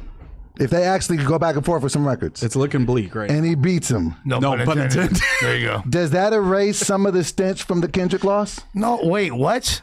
No, this is. If he whoops out old Jay-Z, If he does it whoops take out away the Jay-Z? Kendrick L is what he said. I mean, Does it make you be like, okay, well, he still beat Hove? no, because I think that's what Iceman did. No, Iceman bro. did. Yeah, Iceman that's did. what Iceman. I don't know, bro, because This should be like a cherry. on top. in all honesty, when you go listen to those diss tracks from Kendrick and Drake, low key Kendrick only won like one song, but that one song was so big that you couldn't release shit after Not Like Us. But for the same reason Not Like Us smoked Drake, that's why Janice smokes Jay-Z. He had a #1 hit that was non-stop in rotation the talking about catchy the joint. jig is up. Yeah, So it's I like mean- Who you said? the way that Not Like Us smoked Drake, Janice STFU Oh, yeah. basically smoked Yeah, Jay-Z the it's same the way. back-to-back Jay-Z can't hit back kind with a of #1 vibe. the same way Drake couldn't hit Not Like Us with a #1. But the fact that you're even like debating this and giving it any like credence whatsoever shows that like, hey, Hove is the old head at least that's told so his son. goated. Hove got How do you- violated. He still ain't clapped back. What, that freestyle with no beat is a clap back? Hey, He's that was still hard. down a Yeah, million hard. points right now. But like bro said, like this is an old ass man, and Yeah, he's facts. doing this for fun. Like we don't. He don't really, look like he having fun. He looks stressed. Nah, this fool's having the time of his life. Yeah, he took loved the- this he shit, took bro. the locks He out, on stage having let a his hair tantrum. down. Let me about- sell out Yankee Stadium for fun, gang. What's But happening? he's a corporate entity that can sell out Yankee Stadium 3 nights in a row. He is at a level where he can do that. That's not impressive. yeah, to me. shout out to You the know what? Cowboys. The ultimate, you can really say Jay-Z is the king is if he does the same shit at SoFi. Okay, No, that would be hard. which But I don't know if he can. Yeah. you know what? It's Okay, LA, bro. You know what? Like, that's interesting because I saw Hove in 2017 at I think it was like the motherfucking sports arena, which is 20,000. That's significantly smaller. You feel me? So I don't know. 2017 is off of the back. Yeah. That's Not too far away from the Kanye and Jay-Z album, Yeah, literally. which was the last time he was probably relevant to young people. Yeah, I Yeah, mean, that's true. Because 444 was like the mature album. Yeah, Sound that like wasn't a, for it young sound like a people. therapy session. No, It was like a business handbook. And they're saying Yeah, that Jay was lying on Kaepernick. You know what I'm saying? He was saying like some things that weren't true about Kaepernick and that he was like signing certain contracts that Kaepernick is now saying he didn't. and this is where, okay. The Kaepernick thing's low-key diabolical. Okay, Yeah, and when you it's actually a little break it crazy. down, There's They kind of just pay him to shut the fuck up. yeah. well, that's Hey, what Jay-Z was saying, but apparently break down the Yeah, Kaepernick Jay-Z thing a supposedly little bit for told me. him like just kick back, like I'll help you. You know what I'm saying? And then Charlamagne dropped that clip of that meeting where he's like, "Hey Jay-Z, are you gonna get Kaepernick back in?" He was like, "That ain't really my He said, position." You know what I'm pass saying? kneeling, bro. I'm in the building. I'm working for the NFL now. Who? That's what he said. And then he put Kendrick and Not Like Us on the Super Bowl halftime performance, man. Jay-Z's diabolical with it. But he on some corporate boardroom shit. We ain't trying to see him do like dancing on stage. But he has been doing solid with the Super Bowl. Yeah, the Kendrick thing was like a shot at Drake. You know what I'm saying? But other than that, he has been picking, pretty good acts. he needed Jay-Z to put him in that position, right? No, for sure. Yeah. But we all need to, So they a all, rich homie to they help all us out. ganged up on Drake, and then Drake's still getting a #1 talking about Jay-Z- Jig is up. Jay-Z need to make amends with Kanye. He do. That Kanye concert, bro. Dog. If you went to that, what other concert can I see? You don't think that Ye would just like be very accepting of the prospect of reconnecting with Depending Hov? on what day you sure, catch yeah. Kanye. They should. You just man. gotta get the right man. Which Kanye you get? Bro, like, okay, what's going on, Ross? You're sounding Kanye was compromised on now. stage talking about Jay-Z gonna send his hitters up my head, and he was. I don't even want to say it, but like Kanye said, Your Jay-Z- kids are retarded. Yeah, he said it. You can catch the definition. Hold on, though. Hold on. We but gotta That's what shoot. Kanye Hold said, on. not me. I don't So they believe ain't that. no coming back from that. No, We but got- I'm saying, hold on, so hold what Who told us who kids are retarded? Ye Kanye said got on that- stage and told the world. Jay-Z's Hold on, but we- youngest child. We have to look at things in context, though. Kanye is bipolar. That is a byproduct of things that bipolar people do. When he's not on his meds, if he's under the influence, he might say some goofy shit. I don't think that we should hold that against him because that's a part of his mental mental illness. So David would, though. says Jay your would hold that daughter's against him. retarded, but he's having a mental breakdown. You patching it up with David afterward. yeah. Okay. Yeah, like you upset, like bro, like Oh, so what if Spody told you that? What his statement? He was having a mental health would Yeah, he episode. called you a JB. I would Yeah. understand that a little bit more. I'd be like, No, but okay, you couldn't imagine Jay-Z, the corporate level that he's at. He would never, ever let Kanye back into his circle. I understand that. Kanye too much of a I'm Well, just saying that. He kind of can't because, like, also, bro, that's like Jay-Z's on a. I don't think any of us can quite even grasp like where he's at. Like For sure. making $1 billion moves, like that ain't even in my wheel room in my brain. Like to even.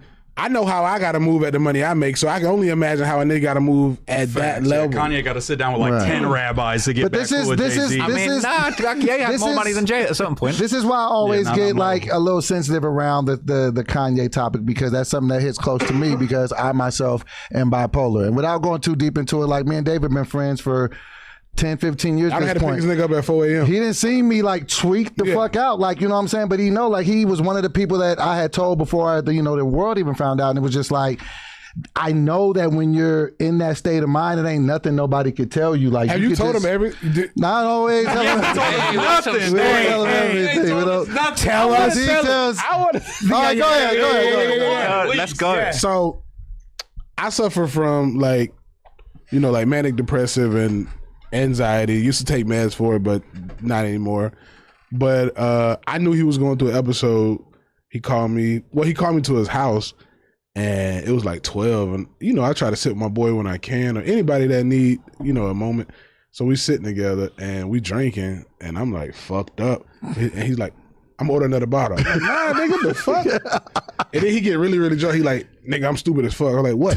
He like, I proposed to a bitch today. I'm like, what? I'm like, what? He said, I bought her the ring and everything. I'm like, nigga, what the? When did you meet her? Like last week. Bro, I'm like, nigga. I said, hey, What was the ring like? Like It was nice. It was chunky, man. I had to get that motherfucker back. That was the and one let you it- asked for back. I I had heard to that. ask for it. I Okay. told you. He just confirmed it. But that was me in a manic no one heard. episode. But also, that also got rid of like a great situation he had. And I don't never think he can replicate that one again. Oh, like a can't. woman. Yeah. Yes, I lost a man. Bad, The love of your Bro, life. the Bad. one. The one. domestic. Man. I'm talking about go to his house, nigga. Domestic. hey, Bruh, is this what is this But I'm, what ta- you- I'm talking about Tell him. Tell him. Clean up. But I'm Tell talking him. about for her age, nigga. Like, how you know? Like, you were trained to be a housewife. I'm talking about what you need, David. Like, I be feeling uncomfortable when another nigga's bitch is bringing me something. Like, what you trying to do? Not even like that, but Right. I would never let my girl bring me a Yeah, drink. yeah. Nigga, I make your drink before I let my girl drink. But she like, you need something to drink? Psh, pouring it. Oh, thank you. And I'm looking at it. Oh, it's cool. Okay, cool. So now I can accept. You know, No that, spinning back? Right. No chance of I don't spinning think back. he can. nigga. I don't think he You can. know, nigga. That You bitch know. out of state. Yeah, she married. I lost. She ain't married, No, but okay. But what I'm telling you is that you Okay. can lose a lot of shit in a manic state. And that's why I love my brother because, back when I was going through shit, like, he seen me in some compromising positions. Never once, like, put that shit up. Never, like, once put the shit out there. Like, always been a solid nigga. But what I can say is when people go through manic episodes, you just got to be patient with them. Like, you know what I'm saying? Let them get back on their meds. Let them get some rest. And it might be. Yeah, we accept you now. You Okay, just all called right. Let's just fade like a month ago. All right. Look at Yeah, you, man. I You're love the doing guy. great. where do we draw the line with acceptance of people? And this is coming from someone with his you should own- do it at all. It could be a dangerous situation. That's what I'm saying. Like I would never, because you got to think the American Sniper died like that. Yeah. I would never. But I've been knowing this nigga so long. You're not gonna take Doughboy to the gun range anytime. And soon. also, it's like you. If I know I can beat you up, nigga, I'll come here. Like if I really got to do it. Yeah, so- if I really got to do it, if you grab a, I know you ain't got no gun. If you grab a knife, Hand-to-hand combat. I know you ain't for to get me. So you gotta kind of like weigh the options. What if one of his he has a super advanced delusion in a manic state, and all of a sudden he thinks he's Clint Eastwood, and he starts talking about "Make My Day," and I'd be shook. I ain't Yeah, gonna lie, fact. bro. Well, I'm a nigga that carries a gun everywhere, so right. it's Y'all gonna like have a shootout out in that motherfucker. It's like, bitch, I know I go to the range all the time. Okay, corral on a bitch. Like, bro, I'm damn near a white boy when it come to guns. Bro. Yeah. I go to That's the- very the that south southern of you. shit. That's Yeah, very the that's south yeah. of you. Yeah. Mouse word? We pull it. Oh yeah. Yeah. Oh yeah. So I love traps. guns. Wait, what are we pulling? What you want me to pull some shit Where's up? the, or you where's the don't? mouse at? Oh, the No, mouse we just right if you just go to the document that other WJ's But yeah, bro, still even being I alive. say if you know somebody with bipolar, bro, like don't even put yourself in that situation. Don't even be around their ass type shit. Nah. So we should not fuck with Doughboy. Then. I ain't saying that. He don't do what he used to do. Yeah, like 2 weeks I'm ago. glad that somebody's like actually having a real take on this. We need to support everyone that No, No, for fuck sure. that. Yeah, You're gonna yeah. be dead as hell. Because like also a lot of people that are bipolar, I have a lot of people in my family like that. They are aware to a certain extent to where they'll use that shit to their advantage and act like they was going through something just to get some shit off on you. A lot of people use Word, now. like, word. A lot of people. We live in a society where everybody want to be autistic. Yeah. Everybody. And if you look at dating profiles, We the every OGs, bitch though. put I'm on the spectrum. BPD. Yeah. Bipolar disorder. It's a shortcut to being That's special. when she knows she Yeah. got good pussy. Shortcut. It's a shortcut to being. So nobody will like treat you weird, Right. but they'll be like nice But to you're you. in this club. Exactly. You're in this invisible club because, oh, well, I said that. Well, bitch, you ain't never been slapped in the mouth before. Well, yeah, we know you. You know what I'm saying? We actually know that you give really good head now because you have this on your bio. No, that's true. But Yeah. bro, like I grew up she's in a cutter? I grew up in the South, nigga. Yeah. There's a reason that shit didn't exist back in the day because niggas was beating on their bitch. That bitch be bipolar all she want on the ground. Or like buy some detergent. By Florla. By Florla. That shit didn't exist back in the day. We let these hoes start working and now they got all this shit. I ain't gonna I lie. don't know. I heard about hysteria back in the day. It looked like they was tweaking back then too. But it was different. It was different though, bro. Women had more couth and they had more elegance about themselves For sure. and they held themselves together. Women take a lot of responsibility because like back in the day, bro, every nigga back in the day damn near had a secret family, especially in the South, and was cheating. And it was the woman's responsibility to still make that family look good at holidays and on Sunday going to church. And women took a lot of shit back then. They would just put all that shit in the back of their mind, go get their kids dressed, maybe shave their fucking husband, and make the family look acceptable in front of everybody while still, you know what I'm saying? Even though you know he out there doing bunk, he got a whole other family. because I'm down with it. women have found themselves nowadays, and it's good and bad to it because now so many men have fucked up that women expect all of us to be fuck ups. You know what I'm saying? And they've kind of got away from They don't trust us. the whole nucleus family. So that's not even. It's rare, bro. That's like when I talk about, he found one that was ready for that. You don't really find those. Well, yeah, it's hard because most of them from our generation, me being 44, got snatched up 2 decades ago. Right. And like that moral and standard for society at large is pretty much men, out the window now. and men back then was putting so many babies in a bitch that they would make them undesirable to Yeah, other men. exactly. By the time fucking Clarabelle gets divorced, like who's even trying to smack that down? And they'll Because, never have a life outside of just taking care She of was kids cute when and she was shit. fresh out of being a Yeah, cheerleader. niggas knew what they was doing back then, bro. Yeah, for sure. 30 years ago, my granddad gave my grandmama 8 babies. Yep. Who gonna fuck with this bitch if he left her? Facts. Like, nigga, My pops no. won a 10 for sure. Yeah, not with that's the how- eight You know, piece. like, no, bro, they was doing weird ass shit. Like, niggas was dropping hella babies in the bitch to make, because that was their way of control back then. Yeah. Like, see, hoes, I can talk about women and men.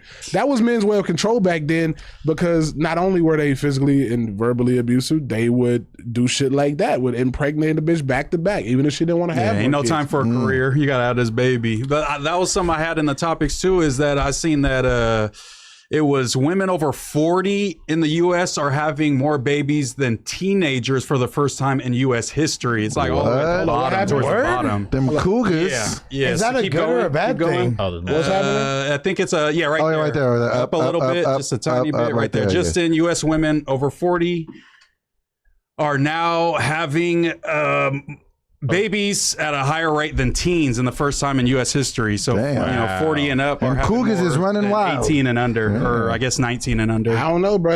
I guess that's the time they. I mean, it depend on. I think it's also regional too. Because you meet a girl out here, she gonna be a hot girl in her 20s. But ain't that fucking the game up a little bit? Niggas normally mess with older chicks. It's like, hey, she ain't finna get pregnant. Now the older Nah, chicks getting TT pregnant. gonna get pregnant Yeah, now. TT's having that baby. TT gonna have it.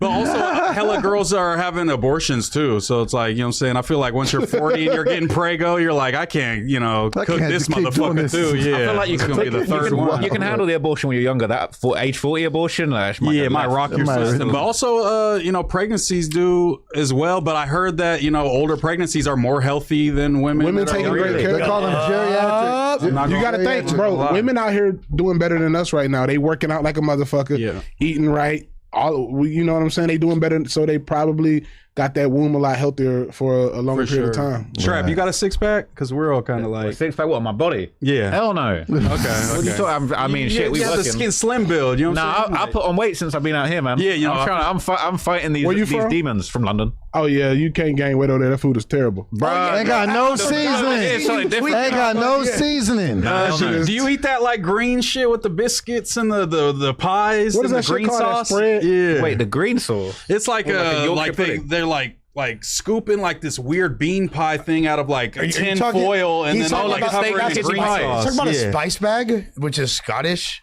No, I don't know it about was some spice. English Steak and shit. kidney pie or No, something. Shepherd's pie. I think he's Shepherd's pie. I think he's talking about the shit that they got in Australia.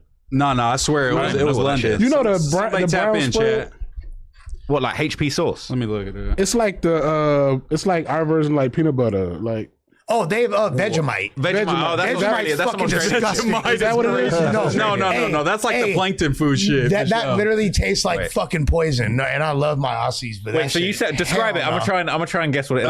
Yeah, it's like he was like scooping this weird. Is it like got beef in it? Oh, it's right here. Pie, mash, and liquor, or something like that. It says pie and mash. And y'all- Yeah, pie and mash like a steak and East kidney pie, London this type of style shit. pie mash. Like a Popeye.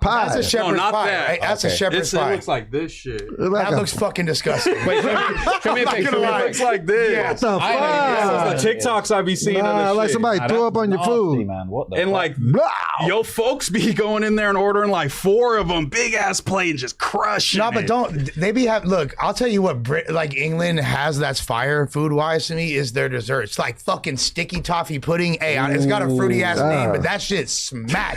Bruh. Sticky toffee pudding top is 5 hilarious. dessert. Yeah, no, you love no putting back. that in your mouth. So, so if a nigga said I'm gonna give you $50 million, you gotta live in London for the rest of your life, you gonna take it? Yes. 50 million? we fish and chipping it all day.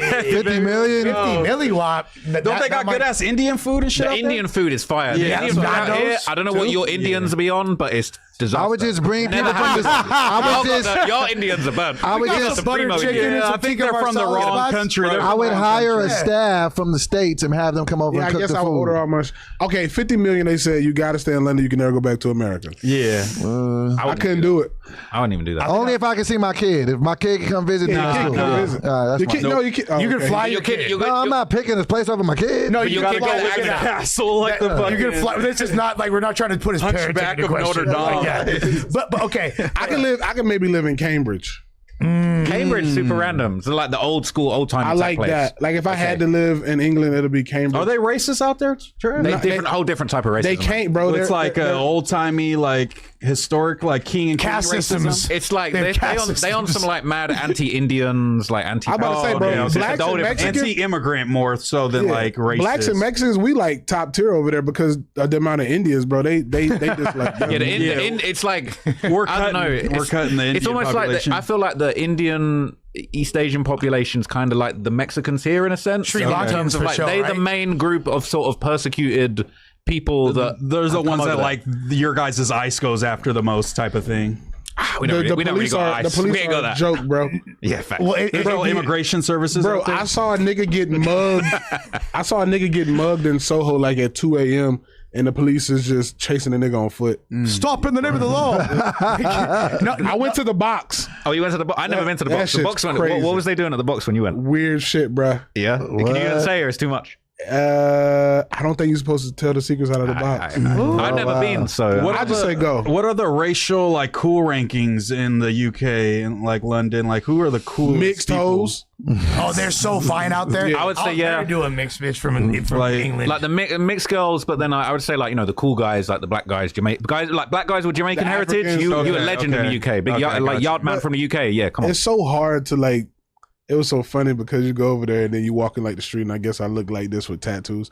Hey, bro, if you want balloon, they sucking on balloons. Damn. It's like Maybe the they are whippets, it's like the Mexican. whippet shit. Hold It's on. balloons, It's it's so like the much culture. different to see like they gangsters versus because Maybe it's like less you can get down out there. you'll fuck around and get stabbed up like laughing in one of these niggas' faces because like what the fuck? It's a gangster. It's a gangster. You know what I'm saying? Like the culture. Yeah, we seen the video. What was it? Because it seemed like, was it really like out of all the spots when you were on tour out there, was London like, did you have a bad experience in Nah, they were particular? lit, bro. They were lit as fuck. So I bet they love you out there, right? Yeah, the new bro. I talk shit. I'm very controversial and I'm very opinionated in my own stance. And I love where I stand in my career, where it's either you love me or hate me. There's no in between, and I'm fine with that for the rest of my career. And people who fuck with me came to see me over there, and they agree with mine. Whether it's a bullshit stance or a bullshit point of view, it's still my point of view, and they like to hear it. Like that's the thing about it. It's my shit is mostly exaggerated truths in my point of view. And when you went to England, did you wind up fucking that one dude's bitch? You did.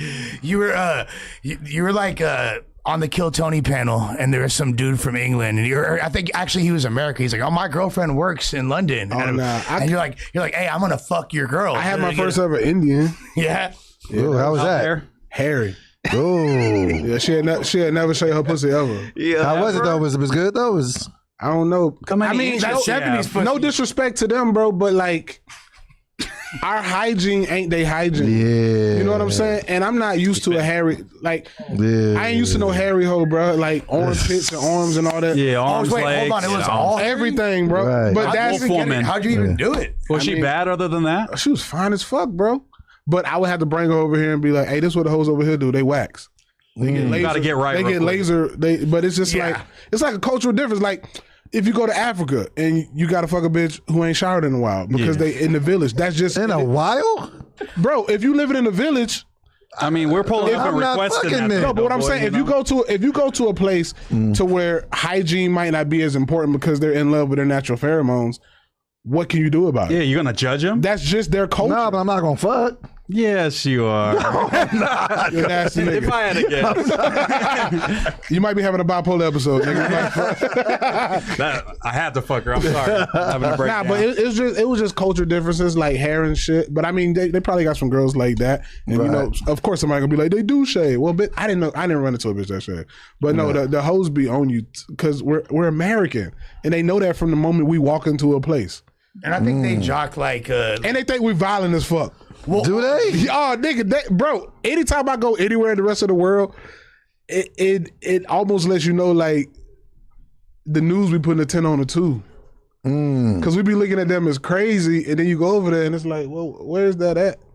And why does nigga think I'm so violent? Well, I think a lot of it also has to do with, unless it's like we're not talking about fucking like Brazil or Rio de Janeiro or places like that. But when it comes to like Europe and shit. yeah, I think that their like civic violence pales in comparison to Oh, ours. Brazil is a whole different beast. Yeah. You like been all there? them other places, No, I like, never it's been to way Brazil. worse. Yeah, I want wanna to go. go with somebody who's from there, so I wind up somewhere I'm not supposed to be. And it's just like shit that's exotic because like I know that Ross, when he out here, you're cleaning house on these American hoes. Eating hella ass. Yeah, They're crazy. He's eating butt. No, but like, Asian no, butt. but like, I feel like the UK and the US got a special relationship. English people fuck with Americans when they're in England, and then vice versa. Americans Because always y'all embrace are them. us. Yeah, Yeah.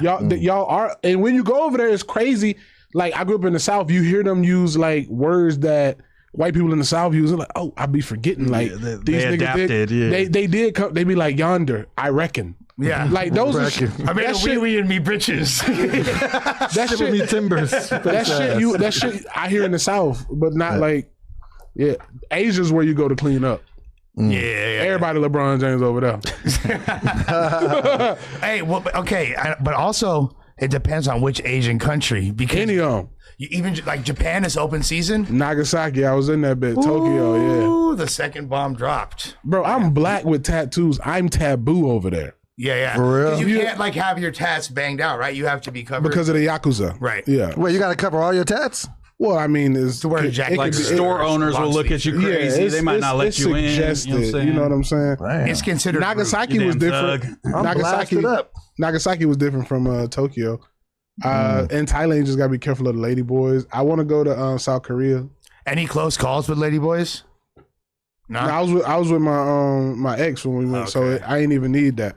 Yeah, I look at anyone that goes to Thailand, if you go by yourself or with your homeboys, you're suspect. Yeah, You're now for like sure. you are on the list. You're on the 100%. list. If you go with your girl, that's the only acceptable. Like Right. even then, like I would say you get like a quarter eyebrow. And this fucked up because I really want to go to Thailand. I think it's got amazing food and beautiful culture, but I'm dubious because I don't want to have like the scarlet letter of Yeah, because they say they raise, from what I heard, this is what they told me when I was over there, is that like that's like one of the only ways they can make money. So these boys have been raised since like young to be a fucking lady boy. So Oh, my God. they got the mannerisms and all that. And Oh.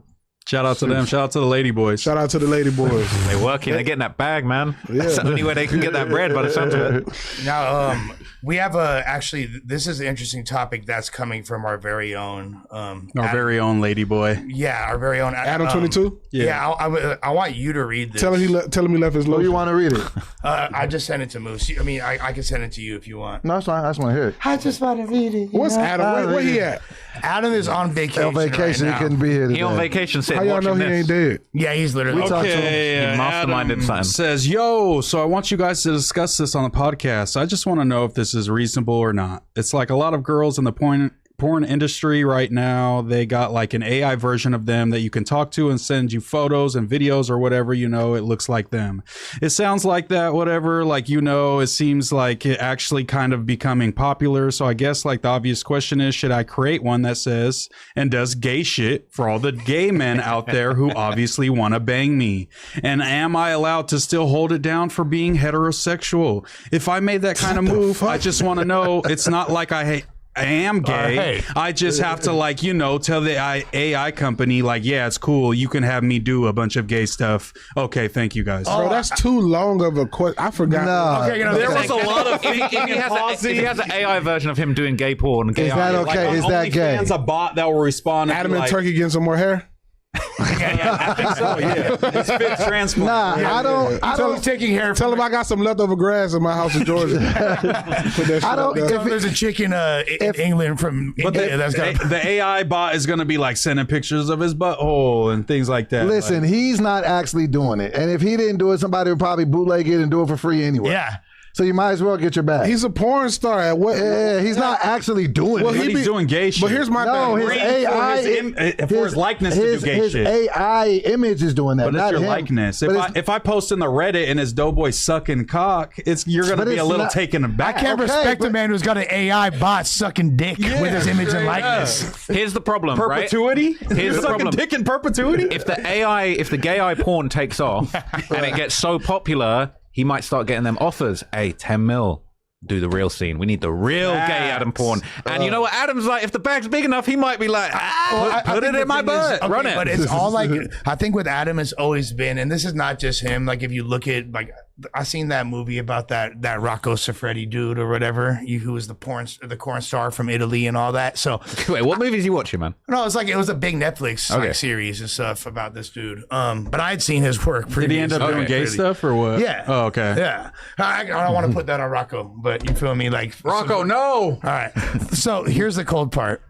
Adam first was like, I'm just going to be banging chicks. It's going to be me and my wife banging chicks together. I know where this. I will never have a dude bang my chick. He said it's the hip hop in me that will never allow me to do that. It's the hip hop in me. It ain't on me, it in me. He been slapping too much T Swift. All right. So with that being said, he obviously traversed that boundary. And then whatever rabbit hole that leads to with the two of them and whatever content she got going on, right? Then like the obvious, what can you do next besides once all the different combinations of three-ways and gangbangs and blow bangs and all that runs out, whatever, then it's going to be like, oh, it's going to be me, you, and a trans. Like that's like the most. That is the next This step is for the him. next We're one. away. Yeah, We're away from that. evolution, Yeah. logical Yeah. trans. And then No the pun very intended. end is Adam being blow banged, is what you're saying. Oh, okay. Like, I'm just saying it's incredibly slippery, wet slope. Yeah, I don't know, bro. He's tiptoeing. I feel like once you go into the devil's playground of porn, then Is that gay Right. stuff? Is the devil's I mean, playground? yeah, bro, or once- just the whole entire industry? the whole entire industry, Okay. bro. And it's like, okay, well, who's to say you don't go that far? And then it's like, oh, okay, well, I'll let him do this for that. But do you think what he's doing is if he decides to let the AI image do whatever with his likeness, does that make him gay? Once you fuck somebody on camera, I feel like He's not doing it on camera. His AI. No, but I'm saying, Yeah, but he's saying in general. In general, once you're fucking somebody on Like camera, the door's open. or in his thing where he was sharing his wife, then what else is left? But So why not just go all the fucking way? I think I have heterosexualities- no more pride anyway. but you see the way things go from like, no, yeah, or not. I mean, you already hopped out with it, and then it's really the unfortunate thing about porn is it's become this. It's been like Mr. Beastified because you got chicks doing 100 in a day, 1,000 men in a day. I've been telling Adam when's he going to do the 100 girls in a day, but I don't know. He's if been talking about I don't know it. if Leonard's going to let that talking one about run. it. I He's don't talking know. about it. I thought Need they to were see that. together. Nah, they are. No, they are. That was that was just It was fake. that was a fake thing. But the, the trustworthy news source of TMZ. yeah, of course. I feel like you were Yeah. vindicated in that shit, to be honest with you. I didn't even need to. Like, So who made it like fake? Well, go ahead. no, supposedly like an obsessed fan made that. Created this lawsuit and then it got leaked to He filed the paperwork on behalf, like fraudulently, and then like TMZ got making that egregious paperwork claims that across didn't their, exist, like their like desk.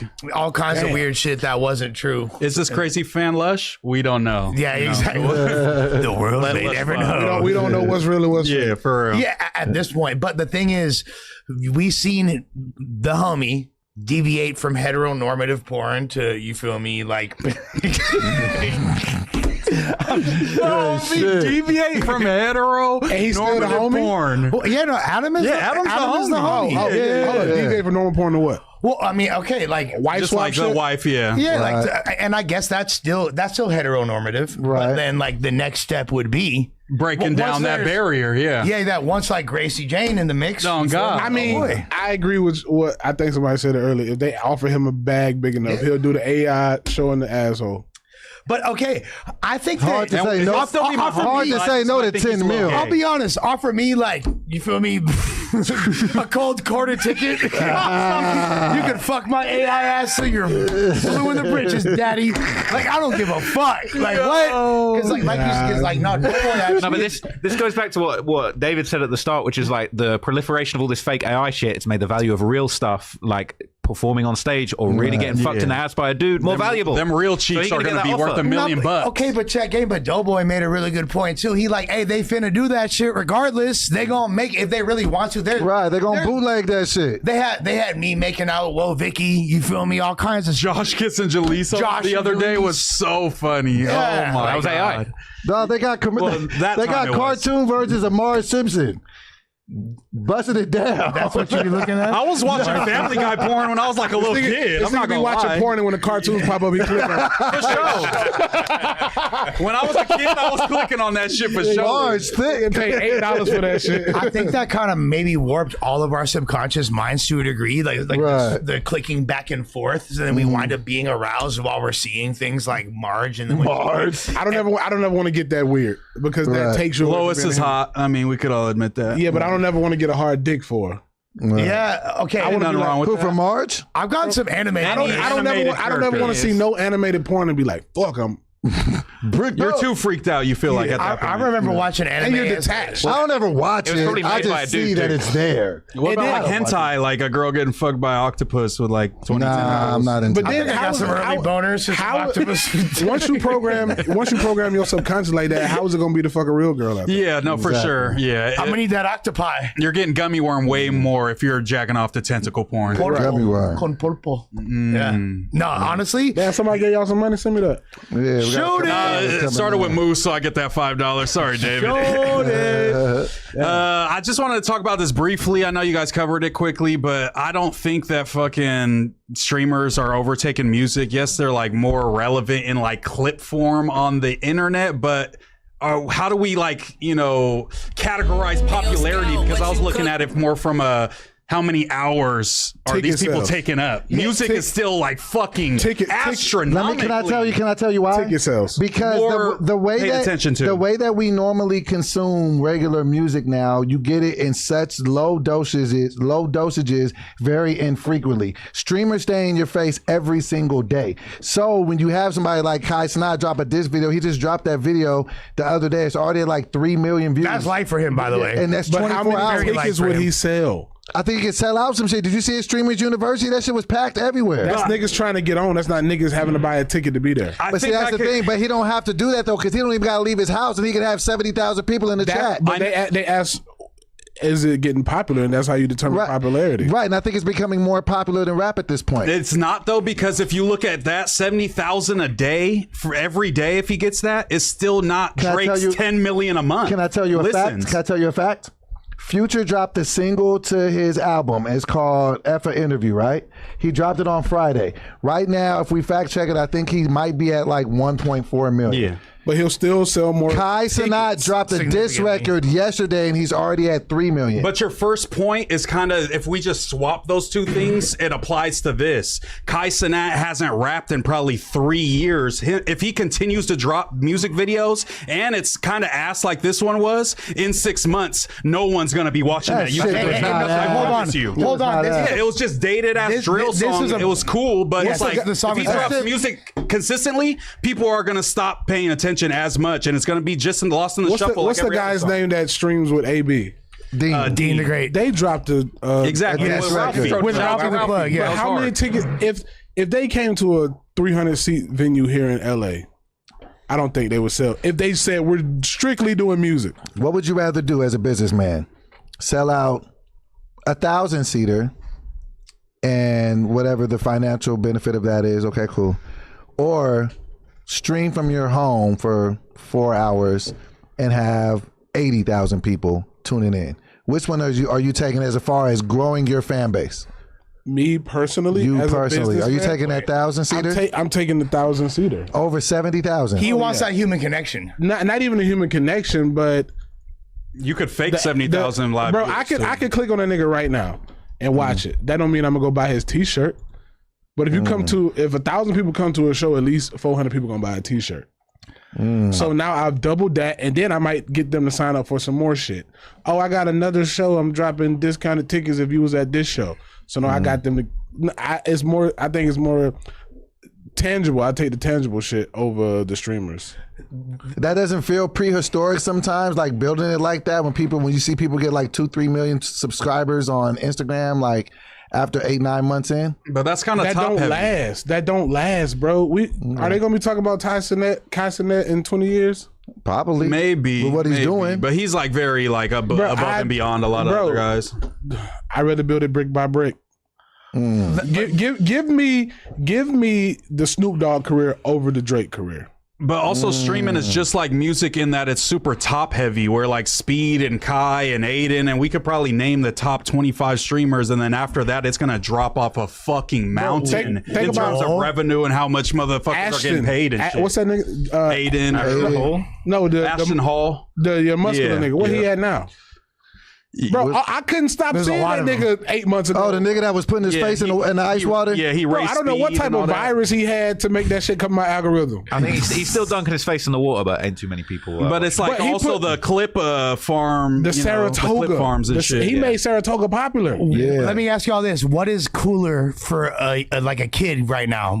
Does a kid want to be a streamer or a rapper? A streamer. For sure. NBA YoungBoy is more desirable for kids in the youth today than Kai Cenat No, or he's not. I Show Speed. No, he's not. Yes, No, he's more not. kids want to be like No, NBA they don't. Youngboy than want to be like No, they don't. Kai Oh, and shoot, Speed. Oh my God. No, they That's a good- don't. Because That's a Kai good and question. Speed don't have super like strict like lifestyles that they're pushing. They're just lit streamers. NBA Youngboy has a specific image of I'm outside, I'm super cool, And it's I'm dangerous, fired. and he keeps going to Yes, prison. but that is the most desirable to Why young, would you wanna do undeveloped that when minds. you could just I'm kick not it at saying your what's house? better. I'm saying what's real. And he sold out an arena tour. Yeah, he went. I'm pretty crazy. sure Kai could do that if he wanted to. Have you seen some of Drewski's shows? They're not bigger Kai's- than Oh, wouldn't pop YB. like the young boy. Drewski is selling out arenas for that could have been record shit.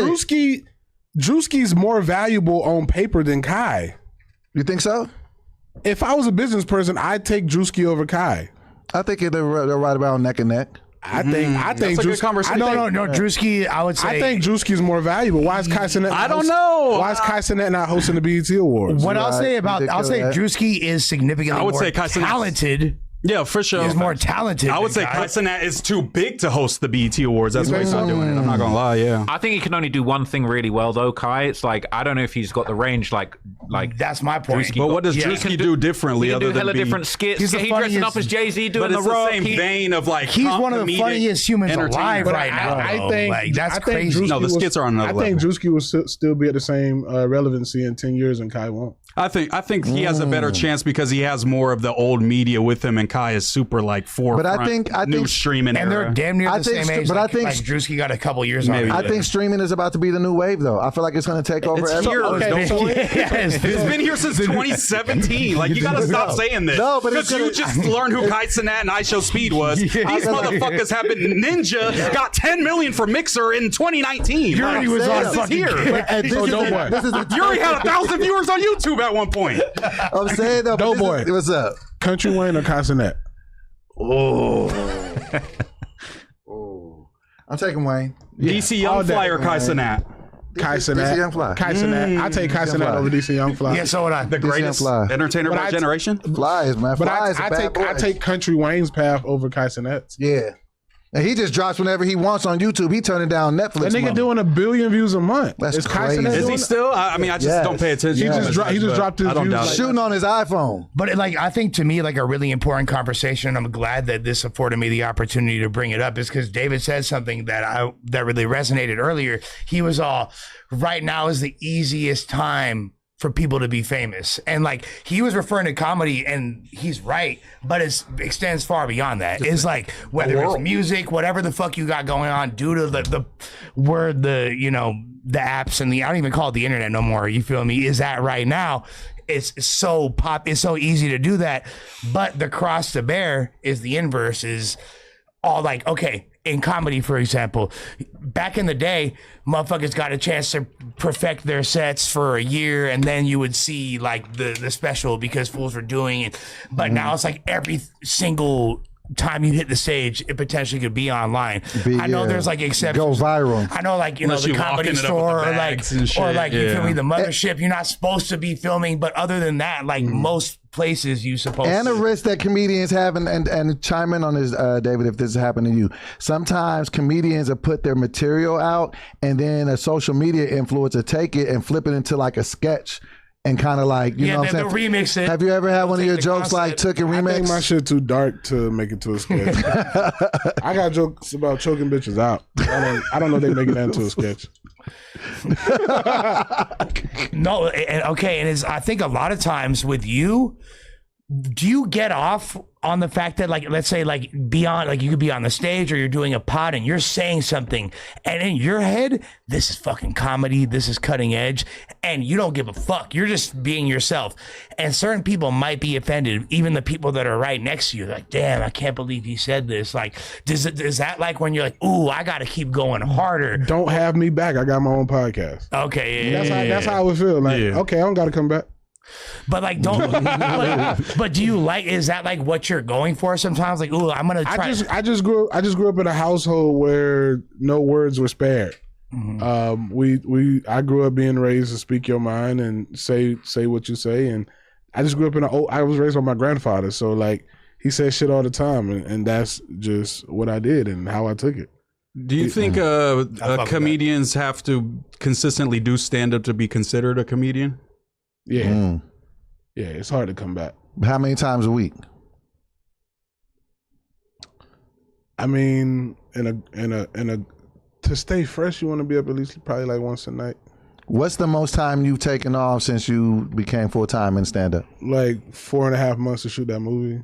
Oh, okay. And then when And you you still came, flexing the comedy muscle though, because you're acting low I key, think right? Like, no, it's different because I did like maybe like 1 or 2 shows at a local comedy club that was like an 1.5 hour drive away. I was shooting in Gaffney, South Carolina, and I did a show like in Greensboro, or something like that, South Carolina, Carolina or something. something. Yeah. And it was like an 1.5 hours, 2 hours away, and that was after like maybe not 2 months on stage, and I was like, damn, that was if like I didn't feel right. I didn't feel like how I normally feel comfortable and poised on stage. But then like I say like when I came back, it probably took like 2.5, 3 weeks to get back in like the groove. right? Yeah. That's why I be feeling it's tough to even call myself a comedian. 'Cause I be taking too long as sabbaticals, and then I get back on there. And I wasn't trying to cook you, Doughboy, but I just wanted to ask. I need David's opinion on this. There's been a big debate, like for a lot of people in the battle rap community, which is where I come from initially, and people are like, "What do you think is more difficult, comedy or battle rap?" What type of comedy are we talking about? Forming a set? Stand up. stand up. Yeah, stand up Like comedy. stand-up crowd work? Just stand up. Just basic stand up. Being a good stand up, a successful stand up. Versus a battle rapper, they got to remember 3 rounds, and you can only say it once. Because every remember, this time. not. I don't know how familiar you are with the modern landscape of battle rap. It's not like back. I in mean, the, I when I did roast battle at the comedy store, I just had to battle a lot of yeah, for sure. Billy Boondocks. Yeah. RIP. But, hey, long live my brother. Hey, that's an amazing shout out. I love that. What's the nigga name? The Jewish cat. Which one? He was on Wild and Out. Or fucking Mikey? Frack, or Frack, or because Sharon's not Jewish, or The white boy, bald head, he be rapping. Kosher Dills. Kosher Deals, yeah. I know him. Shouts to Kosher. I don't know, bro. I think it's about equal in the same vein. Okay. It's kind of like what requires more conditioning, football or basketball. They both hard. You both got to prepare for an hour of play or however long it is. And I think it's you got to remember like an hour-long comedy set.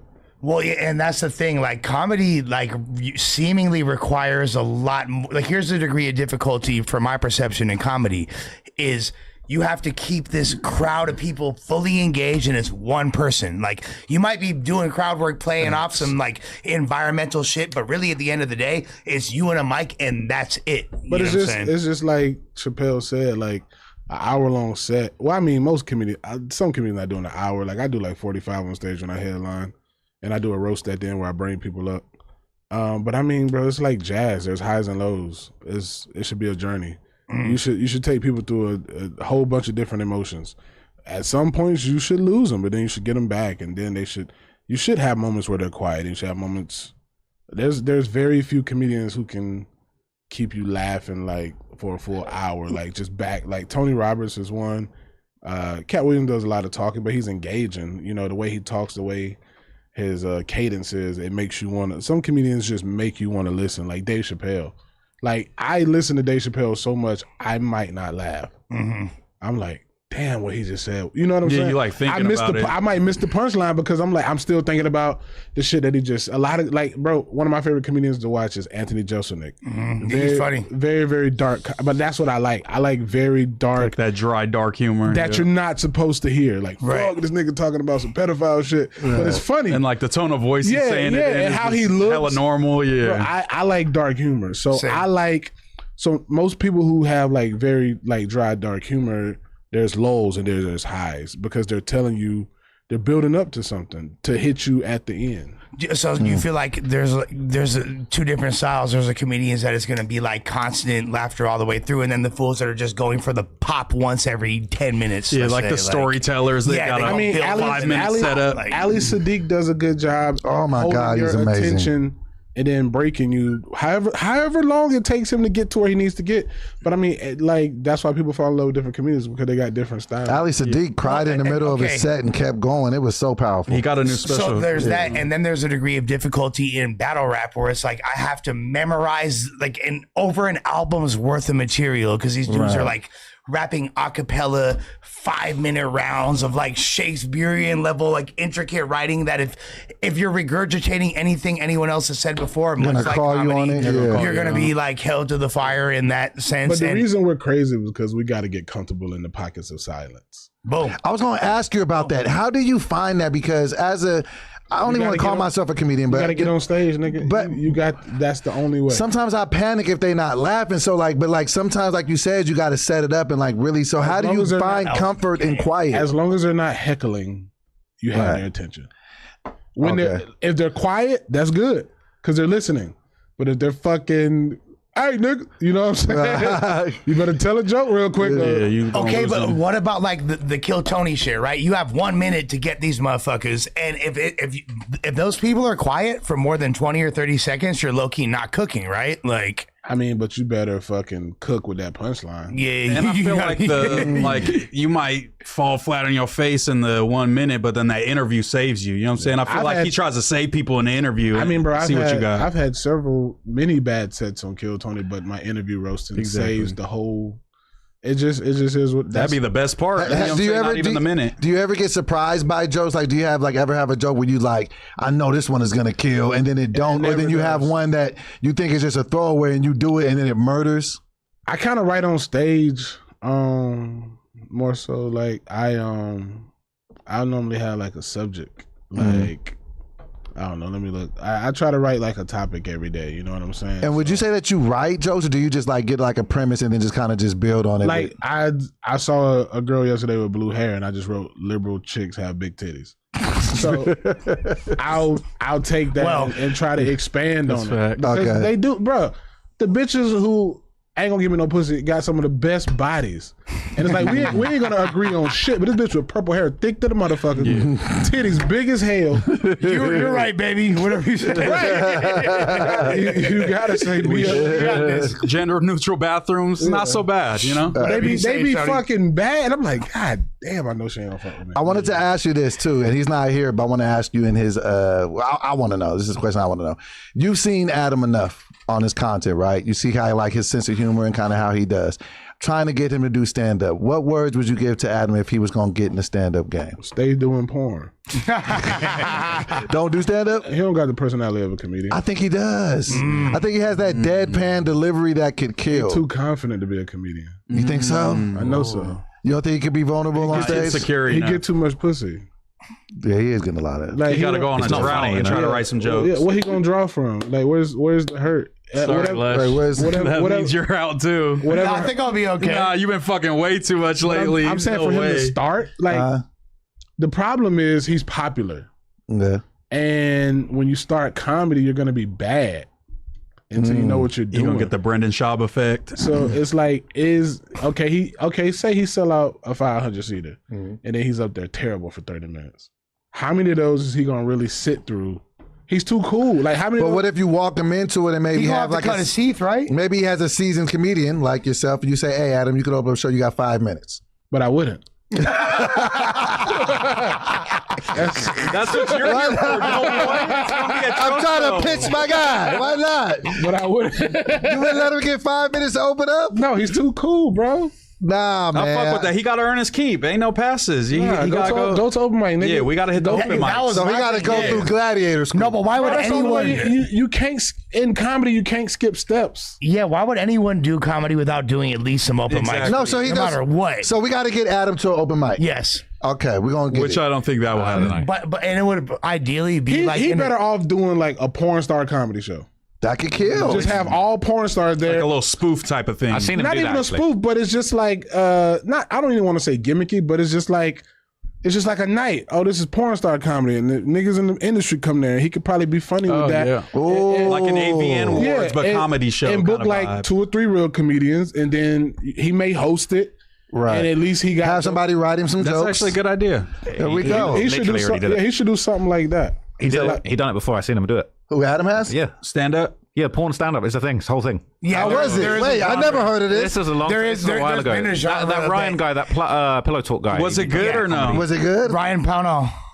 I think you make a good point when it's like these sexy porn stars that have these great lives and they're really rich. It's not funny. It's not funny or relatable. Adam wasn't funny. I'm not saying Adam wasn't funny, but I'm saying it's like I see the dynamic of it. It's more like the girls kind of acting crazy and like. But what if he finds the vulnerability of being an adult male star? Like, what if he can't get it up on a shoot and he talks about that? Me knowing what I know of comedy, and I'm sure Adam has a few M's, especially from the Jason Love video. I would not go and try to do comedy. I think he should. Bro, I just know what I know from comedy. And if I had M's, I would not go start my comedy. You wouldn't want to try to diversify your portfolio? It's hard, bro. It's hard. It's mentally draining. It's physically draining. If you really commit to it, you damn near have to isolate yourself from I've lost so many relationships, nigga. All that chasing comedy. Thank God I am where I am now to be able to make a living from it. But you have to really isolate yourself, and you gotta fucking be selfish. Yeah, I think he's just saying, like with Adam, like you're like saying, can Adam make it to the NBA? And he's like, no, he's not 6'7". You know what I'm saying? He can't jump high. You shouldn't be driving to an open mic in a Range Rover. The traits. In a Range Rover. Hey, but is it safe to say if it ain't been in a pawn shop, it can't play the blues? You feel me? I feel like you can only really be great at one thing at a time. The bar. You think so? Yeah. Oh, I know it is. That's just what I believe. Like one thing at a time. People do. They move into different things, but it's like you can only be consumed by one thing. Like would you start the porn career? Obviously, saying that aside, it's I think you're great at comedy. It's like you got to chase greatness in one lane. But I think that he's essentially doing comedy in a sense because he talks. So if that's all, comedy is just another form of talking. Situational funny versus intentional funny is two different things.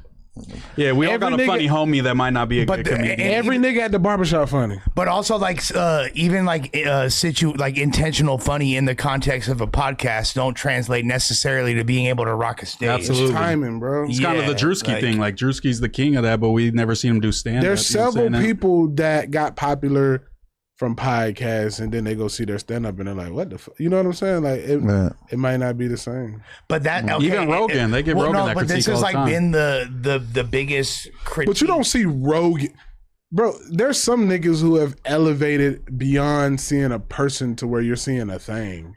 Yeah, and Rogan's at that level where I'm seeing an entity.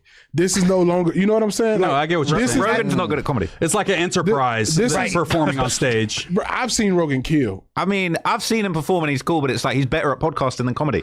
Significantly. Yeah. So do you think his podcast just got bigger than his comedy? Because he got into it from comedy. I don't think he'd be doing them. I don't think he'd be doing them big venues if he didn't have this podcast being this giant thing. I think he would. I think Joe Rogan. I feel like them specials he'd be putting out recently ain't the one. Okay, but that's like saying that Adam's a better podcaster than he is a BMXer, or like earlier, I guess now, or like than Corin. But like he was a good BMXer, then he was a good podcaster. But the difference is that Joe Rogan podcaster seems like his main thing is he wants to be a great stand-up comedian as well. And Adam, I don't think gives a fuck about being good at BMX. You know what I'm saying? But I think that for him, you seen Rogan live? I've seen him live in LA. At the Comedy Store. I see him. I don't know if it was the Comedy Store. I think it was another venue. You didn't enjoy it?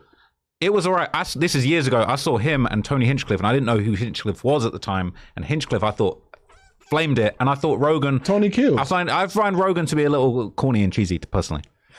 But that's your. I mean, you. That's the thing about comedy. It's not for everybody. Hey, but right. Rogan was hard when he smoked Mencia. I wanted this question. 2000. Well, I've been wanting to ask you. I think that's reasonable because a lot of people that are comedy fans, they got opinions about comedy. What do you feel like about this kind of like critiquing comedy era? You've got all these YouTube channels that are like critiquing comedians and their specials. Like, what do you think of that? Are people's opinions about comedy valid? Because they be on your ass, David. Some of them YouTube channels. It's profitable to be a complainer. Do you not feel like that kind of just sidesteps the actual like reasonable critiques? I mean, nobody really critiqued anything before we had the internet, so now there's a lane to be a grifter. Do you feel like it's a little like to call it out as grifting? Like some of those critiques about these comedians are like very well put together. They're very thoughtful. Some of them are funny. So like, I feel like they're valid, but also like some are better than others. But sometimes it feels like comedians take themselves so seriously that they kind of like refuse to take on board any criticism about if their jokes are corny or if they're not really living up to their reputation. But who are you listening? Like, okay, and there's all right, if somebody put a video about me, and I, like he said, there's a few videos out there, and they say he's not funny. Am I gonna listen to that nigga? Okay, I'll just be real with you though. I think you're really funny, but like some of the videos critiquing you have got millions of views and they're fucking hilarious. Like the way they cutting it together. But like, do you acknowledge those? Like, do you even acknowledge like we're in completely different lanes, different levels for sure. But like, I get roasted online. Sometimes I feel like they kind of got me. That was kind of funny. Like some of the critiques about you, some of them videos like Elephant Graveyard and shit. It's like, do you look at them and even though they're skewering you, you're kind of like, see the creativity behind it. Oh, I mean, keep going. I don't watch them, but keep do it. Like I don't like take like if that helps you or it puts views on your channel, like. I encourage you to make it. Like, but you wouldn't acknowledge that, like, so you're basically saying there's zero validity to any of that shit and they're all grifting. I would have to watch it. I try not to watch negativity. Like, nobody wants to hear anything negative about themselves, and I'm sure not going to watch a video that's meant to, like, humiliate me. You know what I'm saying? Because comedians were very sensitive, and if I saw that, you know what I'm saying? Or if I sat there and watched it, it'll probably put me in a headspace. Because we, as comedians, we already question ourselves a lot. Because we do comedy from a broken, dark place. So it's like, I'm not going to watch that. But do you feel like it's hypocritical to kind of dish that out on other people and then refuse to acknowledge or even like acknowledge the validity of when people are roasting you back? Roasting me back? Yeah, I'm a roast comic. I feel like it's not warranted for some comedians, but us comedians who talk shit, I feel like that's expected. But if you go make like a video like that against like Bobby Lee. It's like, come on, man. That's a nice guy. You know what I'm saying? Well, Brendan Schaub was brought up earlier, right? And to be honest, like, I'll just be real. I think Brendan Schaub sucks at comedy. That's just my opinion. And a lot of the videos roasting him are far more funny than any of his comedy. And is that valid? Because I feel like kind of feel most bad people for bro at this shit. point. Like, Yeah, 'cause Will's a I used to low-key mess with bully him. Because he's a bruh, multi-millionaire. He's driving Porsche Yeah, 911s all day long. he's a And he sucks at comedy. But I mean, here's the thing, bro. Like, talking about Brendan Schaub, he tried really hard to get funny. And he tried really hard to be a great comedian. And I've seen him, I used to be on the road with him. I've seen him destroy rooms, like have great sets. He does have things that I definitely laughed at, but also I know him. And you know how easier it is to laugh at something when you know somebody? You have more context. Yeah. So what I will say is also that he was in a fucked up situation because how we were just talking about skipping steps. He skipped a lot of steps. And then within a few years, he got a special. Well, it's like Rogan kind of did for him what Doughboy is telling you to do for Adam, right? Exactly. But, Yeah, that's what I'm he saying. fast-tracked him. That's why he's saying you shouldn't do that. You can't. Like, Do it. Yeah. But no, but that's your man's Brendan, so I understand why you. Yeah, but I'm saying you, like, to skip that many steps, because you're supposed to go through the open mics, you know what I'm saying? Right. And then get your 5 minutes, then get your 10 minutes, and then get your 15, then feature for somebody for a few years, and then become a headliner and maybe get a special. Yeah, because he went straight to the special, right? To get good, bro, like to where you're like, oh, he's finding his voice and shit, that takes like 10 years. He was in a position where he was around all these huge comedians, so it might have been harder for him to find his voice. Exactly. Well, Not saying that, I mean, I think he stopped now. We just did a podcast recently, but I think he stopped now. But I mean, like, I've heard before that Sebastian Maniscalco was terrible. You know what I'm saying? But it takes time. Eventually you'll bomb enough to either where you'll kill yourself or you'll get better. So I just feel like he probably gave up prematurely for whatever reason. Well, he wasn't he thrown in the fire like a motherfucker in yeah. the sense that like Rogan's I think- hey, stop fighting. You're not gonna be able to. I Beat think this guy he up. got a special. yeah. I think he got a Showtime special, like his second or third year. Yeah. Right, and he had Which is like, bro. But then And his he had- next didn't he special, have a nobody wanted, podcast right? on And there he dropped too? it himself, and it didn't go down Fire very and the well. Kid. no before That that. special afterwards, remember the Oh one yeah, where he the got one a he on terrible YouTube? backdrop? Yeah. On YouTube. Yeah. But like, okay, Go Poppy? so let me. You're talking about the one before that. Yeah, I think so. But I would say what's interesting is I feel like, would you acknowledge that like, really those comedy critique channels, they kind of called Brendan Schaub out for what he really was and kind of got him out the way because he didn't really deserve to be at that level. And Rogan basically planted him in the industry because he was an MMA guy that he liked and kind of felt sorry for him. Yeah, you need to stop fighting and you need to do comedy. He shouldn't have been doing comedy. Like Rogan should have told him, Well, no, he like pulled you the told trigger Adam. pretty I early. mean, I don't really know his whole backstory because when I met Schaub was I think like 2021, 2022. He was already touring and he had lost, and I wasn't a headliner or getting any. It was still, I think it was 2021, and he asked me to come on the road with him, and he was selling out every fucking thing. Fighter and the Kid was doing very great, and whatever other podcast he had. So I don't know like his origin. I used to see him at the Comedy Store. When I was a door guy, and I'm like, this nigga big as hell. You know what I'm saying? Yeah. Like, I didn't know much about him until I started working with him. So like, he had a well put together hour. So you when you had seen him perform, you genuinely was like, this guy's good at comedy. When I saw him on the road, Yeah. I saw him kill. Really? But also he does. I told you I like dark, dry humor. Yeah. Wasn't my style. It's the more gr- wholesome. Like, Right. But I think what he's asking is like, even though he in the might gr- have killed, we know as comedians, like if somebody has a great reaction, we know if it was still funny. And we could tell even I if they see don't niggas- have a but good what I'm reaction, saying is- but know that it was funny. I don't use my marker. I use the audience marker. You know, because here's okay. the thing, bro. I see niggas who a lot of people universally find funny, and I'm like, I didn't do it for me. Right. But also, I like a very dark, dry. Like I have a very specific type of comedy I like to hear. So I don't. If I see somebody go on stage and they do well, and the audience is reacting the way they're supposed to, I'm like, oh, he's good.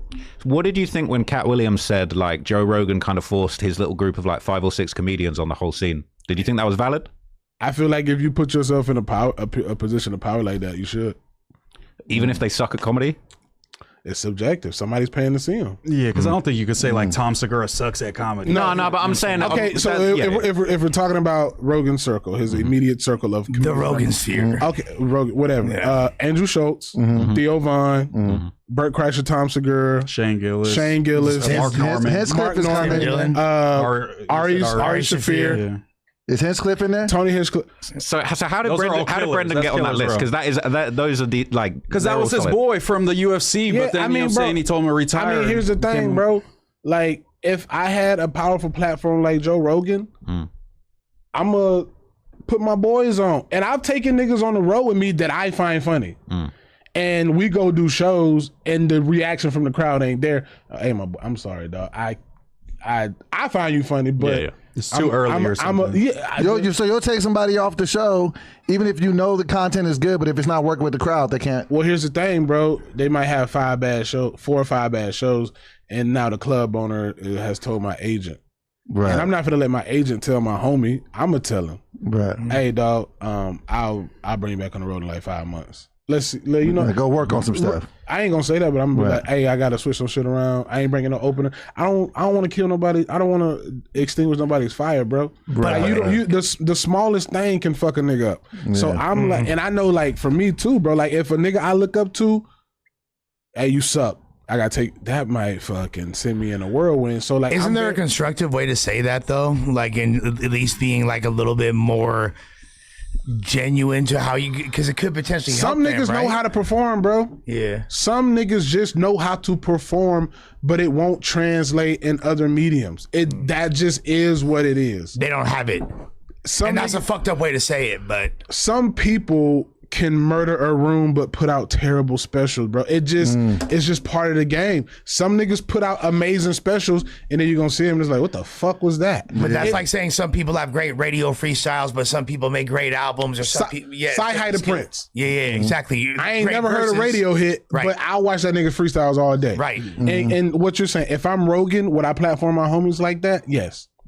So Rogan made an interesting comment when he was kind of talking about the Brendan Schaub thing. He said he doesn't read comments and that he doesn't think that comedians should listen to, fans commenting on the social media posts. And then he kind of elaborated. He has an entire vicious Reddit dedicated to his demise. So, but that's what I'm saying is he's basically saying. Shop. No, he's talking about Rogan. Yeah, but I'm right? saying Rogan yeah. told Schaub you shouldn't look at the comments, you shouldn't read all that advice, you shouldn't listen to these channels that are taking you down. But don't you feel like to a certain degree it's kind of like Rogan's basically, forcing Schaub on the audience, and then it's like you said, if you were a real good homie, you would say to someone, hey, this comedy shit ain't working out for you, or like, Adam, this shit ain't for you. But it's almost like those channels and the comments have almost become but the how can- honesty that these comedians I feel like they should pay attention to that. But if a nigga killing on stage, how can you tell him that joke ain't funny? Exactly. He's fair. touring. But I'm the saying, people decide. If a nigga selling tickets and the audience is laughing, That's all that matters. how can I go tell a nigga, hey, bro, you should, like, how? And then it's like, do you listen to the YouTube channels? Because I think this is a problem with a lot of those YouTube critique channels is they fall into all they do is critique. So at some point you're going to run into where I don't have nothing to critique this week, and you have to start grifting to get content. And I think that's the issue. And I truly you believe might say somebody got killed at a taco stand. I think Brendan. I think Brendan. Like comedy plays on your psyche, bro.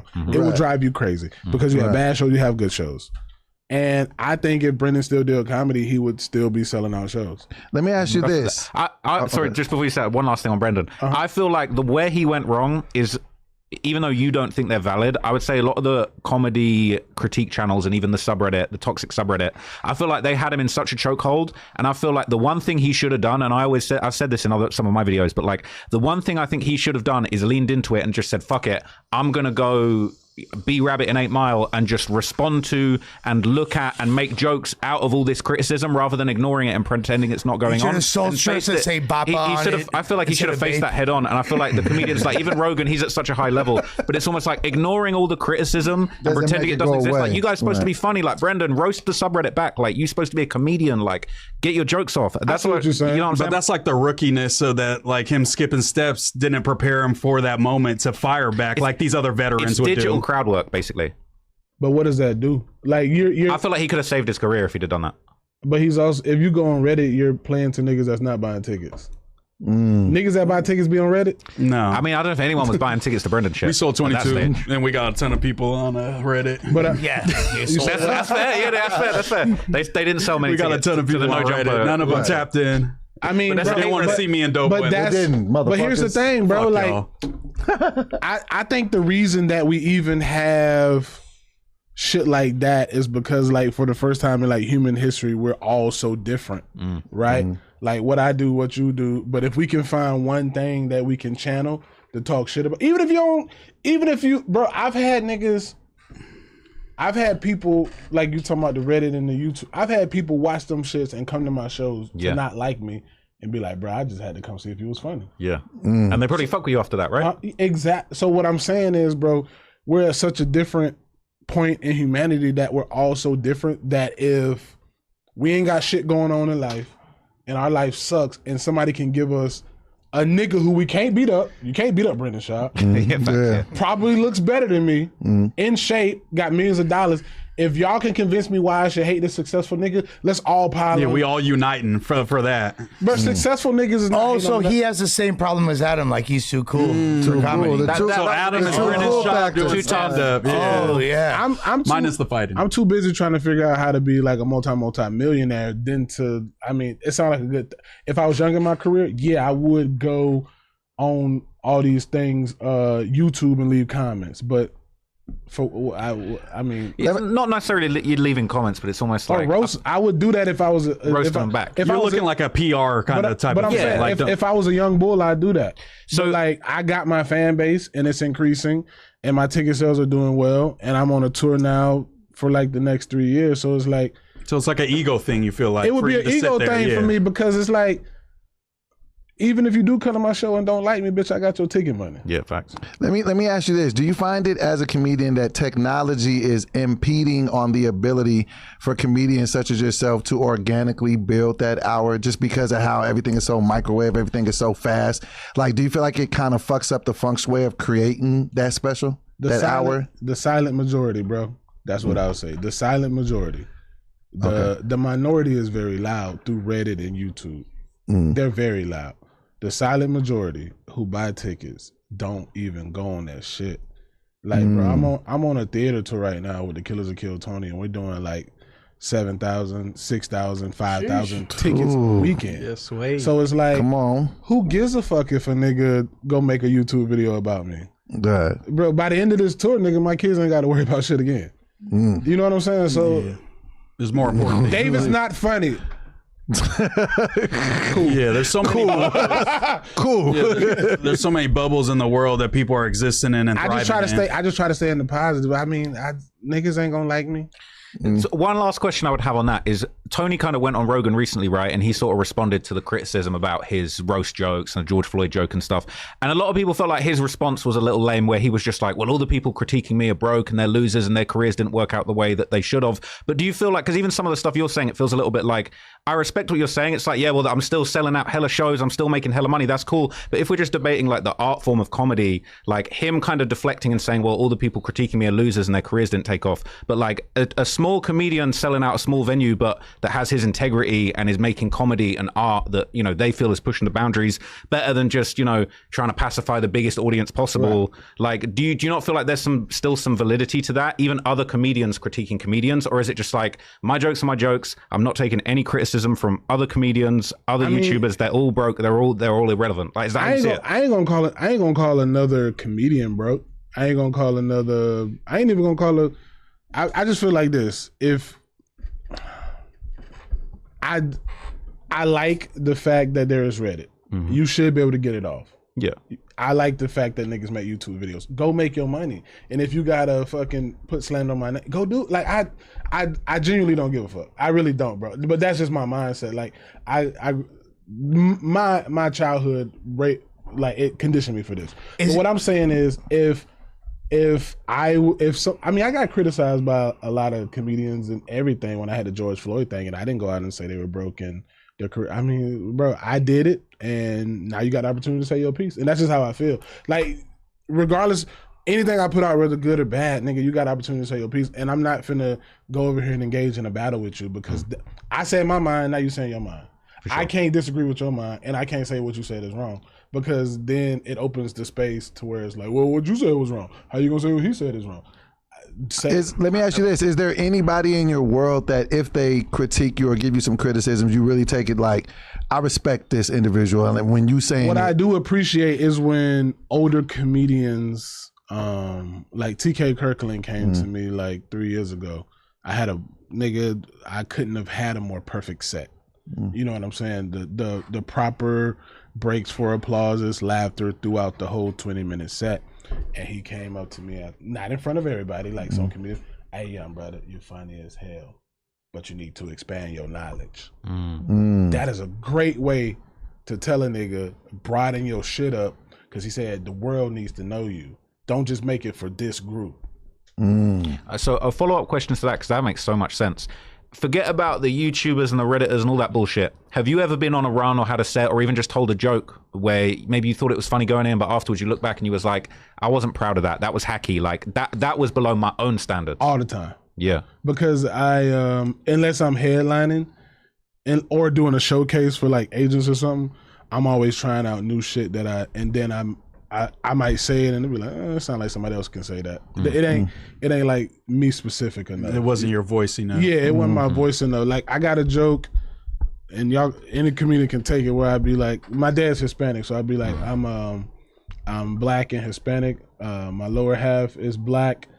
Because my dick is lazy and don't want to work. You know, so it's like that. It's a cool, but it's not me. Yeah, it's not me, and it's like, anybody can come up with that. That's an easy joke where a nigga be like, oh, he stole that. It's like not specific enough. Yeah, and it was just something I thought of. Like my dick don't want to work. Like, and it's like, I know we gotta wrap it up probably soon, but can we bring up that Bison one, that video? That old nigga. Hey, one last question before, because I'm a huge comedy nerd. So, is there anybody that you have taken that OG stance for, like TK did for you, where you've seen other comedians and you kind of said, hey man, like that you got to fix up, that ain't the one? Like, have you played that role too? I feel like you gotta be universally respected and universally funny.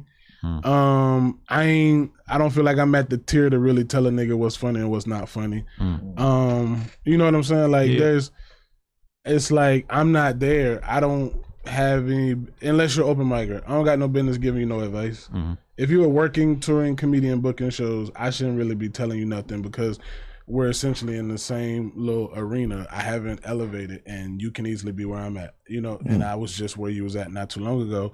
I've just been blessed to be on platforms that put me in front of a lot of people, but I don't really, I don't feel like I have the experience to really, I could be like, hey, try this, but I ain't finna really say that ain't funny. I just don't feel like I should. Yeah. I feel like I feel like, in all honesty, there might only be like 10 comedians alive who can just go up to anybody and say that's not funny. And you need to be a master. It's like another podcaster. If another podcast on the same level as you, the fuck you want to hear from him about? You need to be like cemented to be like undeniable. And TK was he's undeniable. So I'm like, oh yeah, I'm gonna listen to this nigga.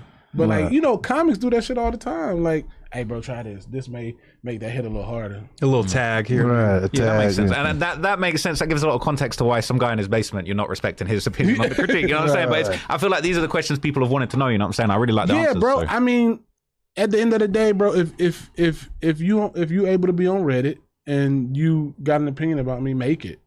Continue to make it. I'm not in my final form, and now you're seeing comedians prematurely than what you would have saw them 20 years ago. So it's like, hey, bro, watch me through this, whatever this is, this period, This moment. this period of where we finding our voice and figuring out who the fuck we are on stage, and it might be rough for a couple of years. Yeah. You know what I'm saying? But like, think about all the cool niggas. Well, you'll see somebody post on social media. Oh man, I remember like where Kevin Hart is right now. I remember seeing Kevin Hart 15 years ago.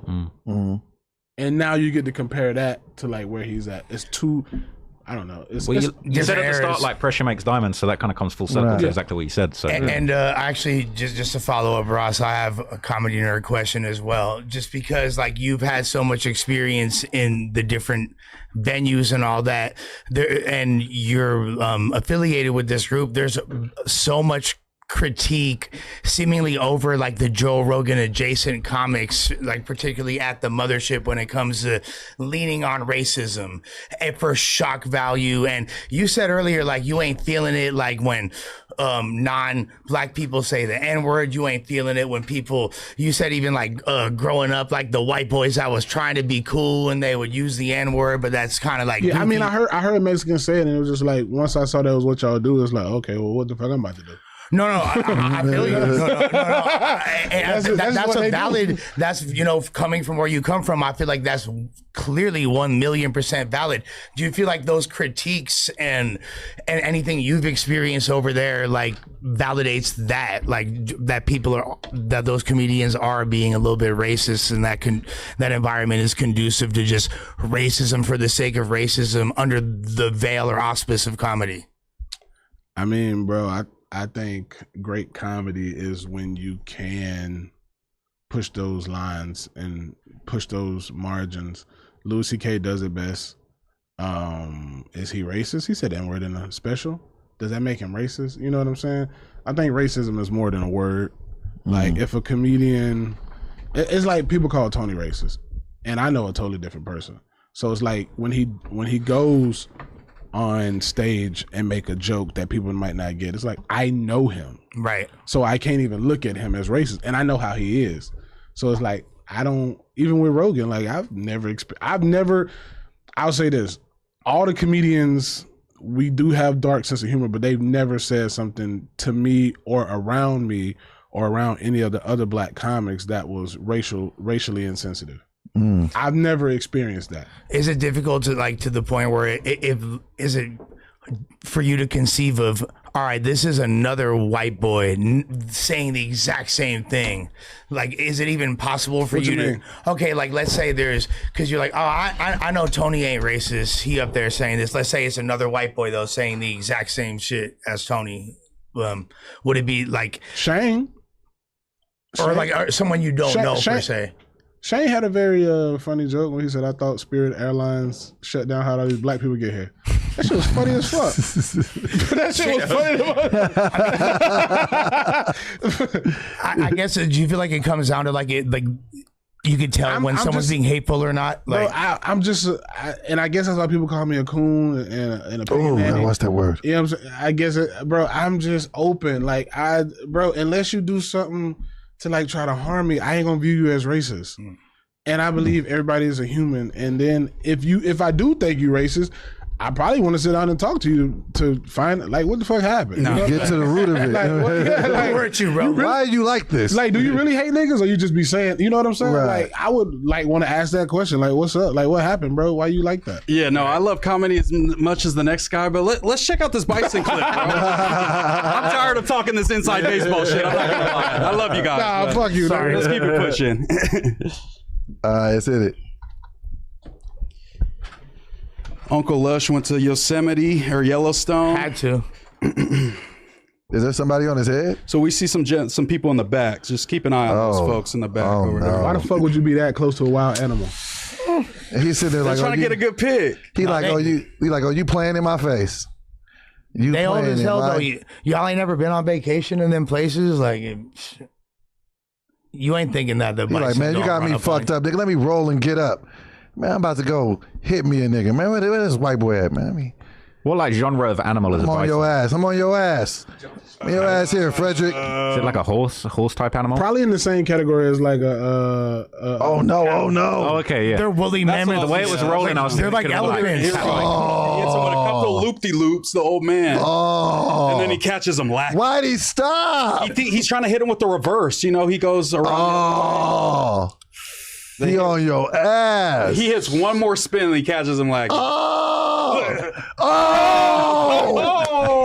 Oh! Let's go! That old man's yeah. dead, right? Like this ended his life. No, he's fine. He's chopping it up doing interviews. There's no way yeah. he's fine. Bro, he No shook way. it off He and shook said that he's off. good. I swear There to ain't God. no way. That's old school white man. Yeah. Different bone That's structure, pressure bro. builds Yeah. diamonds, didn't Yeah, David that's tell old y'all? school. We ain't built like that, bro. Hell nah. That nigga, Yeah. I would die. I'd be out of here. yeah, he's That good. nigga born in the 60s, bro. Oh wait, so are He buffalo? tried to outsmart the fucking bull, though, nigga. That was ridiculous. Are buffaloes related to like, and bison? Are they related to like moose, aka Mises? True. Yeah. Shout out to Probably, my I would cousin. think so. Yeah, they in the same that kind genre. of family. Oh God, yeah. Mooses have to fuck like. What is bison there? at Yeah, what some is there point. like scientific category? Because they're mammals, of course.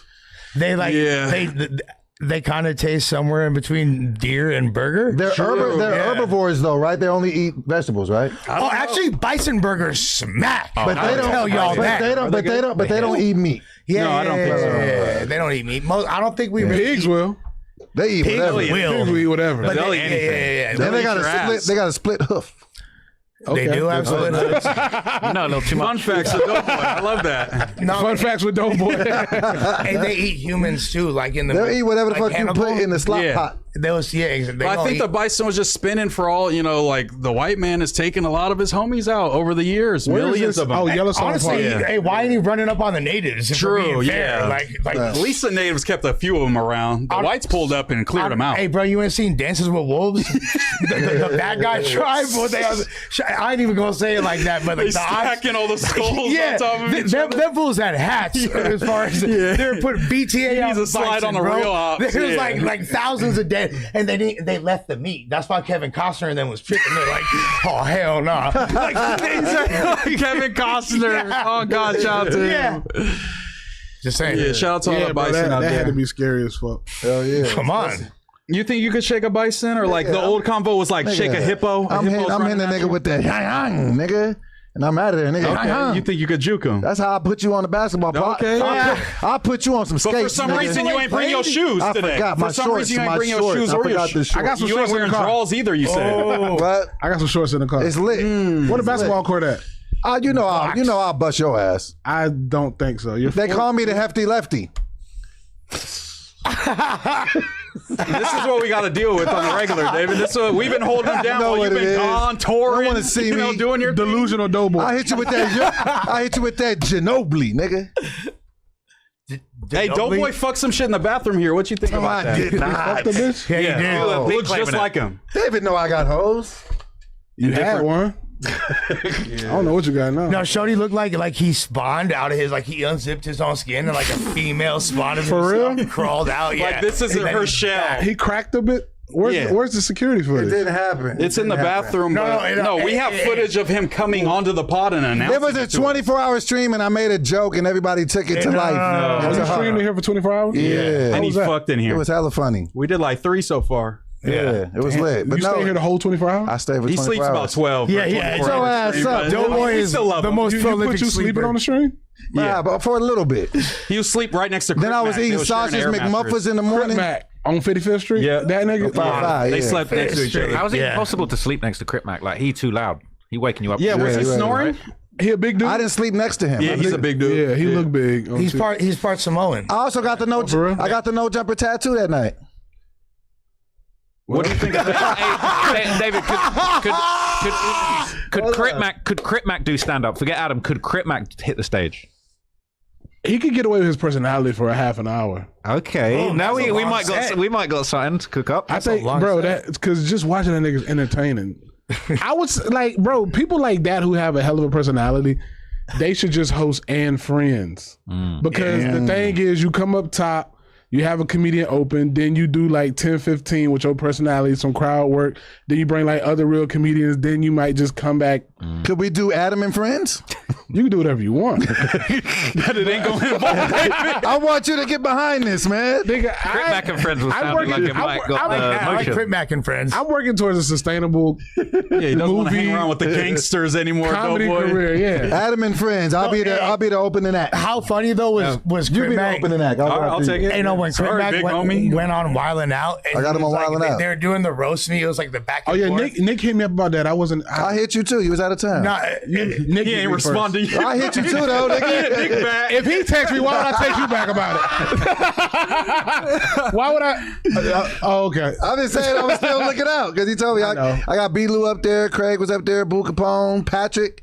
no, He people, invited the whole city of LA. Yeah, yeah, Couldn't and get us nobody all got in. but it's okay. I people couldn't were get the doing homies really in. intricate like bars against Crip Mac. They had like funny, like really well written roasting. You're like, You a yeah, cinch, like cuss her ass, cinch. Then they could be like, Everybody everything goes, starts like then they that. be like, everything goes, see, all right. Then he hit it with the boom. Yeah, Yeah. you gotta hit him with a Hey, scene. somebody send me some money, nigga. Yeah, check out the. Let's read. Hey, send that to me. do the super chats. My shit. Let's rock out the super Kill chats. Tony though. Goat, David Lucas, Big W. Yeah, Send me my money. $1.99. Send my money, I nigga. think that's the top. Go ahead. All right, so number 4858. Welcome to No Jumpers, members only. Hi, I'm Lando. Just on joining a member for 15 months. Shout out David Lucas. Shit about the big red machine with you. Shout out he to my ain't boy. never gonna stop roasting Doughboy. Shout out to my boy William Montgomery, bro. Oh, shout out to William Montgomery. he's- All right, Hilarious. then we got F Brewer 2745. Hey man, shout out Lush, shout out Moose, shout out Doughboy. Let's go. I just did I the just did the dude. That's what he said after he fucked the broad. It was a joke. All right, so they say Jim Hella zesty, too. Jim Liam says was going to save this for tomorrow, but we got Mexican OT here. And shout out Kill Tony and the roast god David himself. Love you, Uno. Love you Let too. me get a Uno. Green grind time, Lush for pie. got We you, want player. battles here. That's right. So How much longer we got? I've been holding 2 this fart minutes. for like an hour. 2 minutes. 2 minutes. We Yeah, almost this is the done. last shit. Run it. I'd say run it.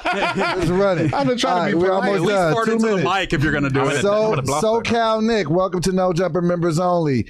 Bass guy for 40 Woody. I did not press play on that T.I. album. What the F, Moose? Future dropped the best album so far this year. Go play it, you Do fucking. y'all got anybody else to read with less spit in their mouth? Oh, yeah, I'll I read do this got one that. because I'm just fucking with I'll you. read this one. It's a pandemic around here. The spit and mouth. This It's all one's good. clowning me, so I'll read this one. Chussel8748 said, Trap is an idiot, and he's not doing this for Drake. It's a 30-year anniversary of Reasonable Doubt. He not competing with Drake, SMH. He definitely not competing with spit. Drake. He And can't. the same guy spent $5 more to say, y'all know Jay-Z is the reason Kaepernick got an NFL tryout. Not true. This is the problem with media just talking ignorant and biased. SMH. Thank you for Shut the $5. Go watch the Charlemagne shit, bro. That's not true. Richard Spence said, shout out to David Lucas. Cool to see Trap on here too. See, I got some supporters. RJ So Crazy, welcome to the membership. Spaced Ghost Ostavan said, Moose the type of guy who blows himself a kiss in the mirror before he leaves the house.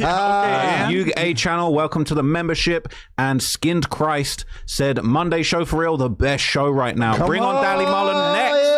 And then finally, last but not least, Nine Tail Super said Moose looked like he got a secret, like he can talk to animals, but he responded in Japanese, so he can't understand them. Yo, shout out to you, brother. Yeah. Thank you both for coming out and rock with us. Thank you, Trap Lord. Thank This you, dude- David this dude- Lucas. This dude got, y'all should keep him on. He got, Oh yeah, he's fired, Questions. man. Yeah, I appreciate Yeah. it. I love He's the it was- most It was popular a one dope out of all of us, so conversation. you're doing Thank this you, thing David. already. I know you busy. this, me and him can have a whole podcast about Y'all comedy. should. Y'all Right. should sit down for sure. like Great it, to meet you, man. man. Appreciate it. It's lit. Thank you Shout for out to pulling Trap. up, man. I know you busy, man. I really appreciate you coming. Thank you to my guys, Moose. Thank you to Lush. Yeah, Shout out always to hold Adam us down. 22 in his absence, and we will see you guys next Monday. Peace. You know what it is.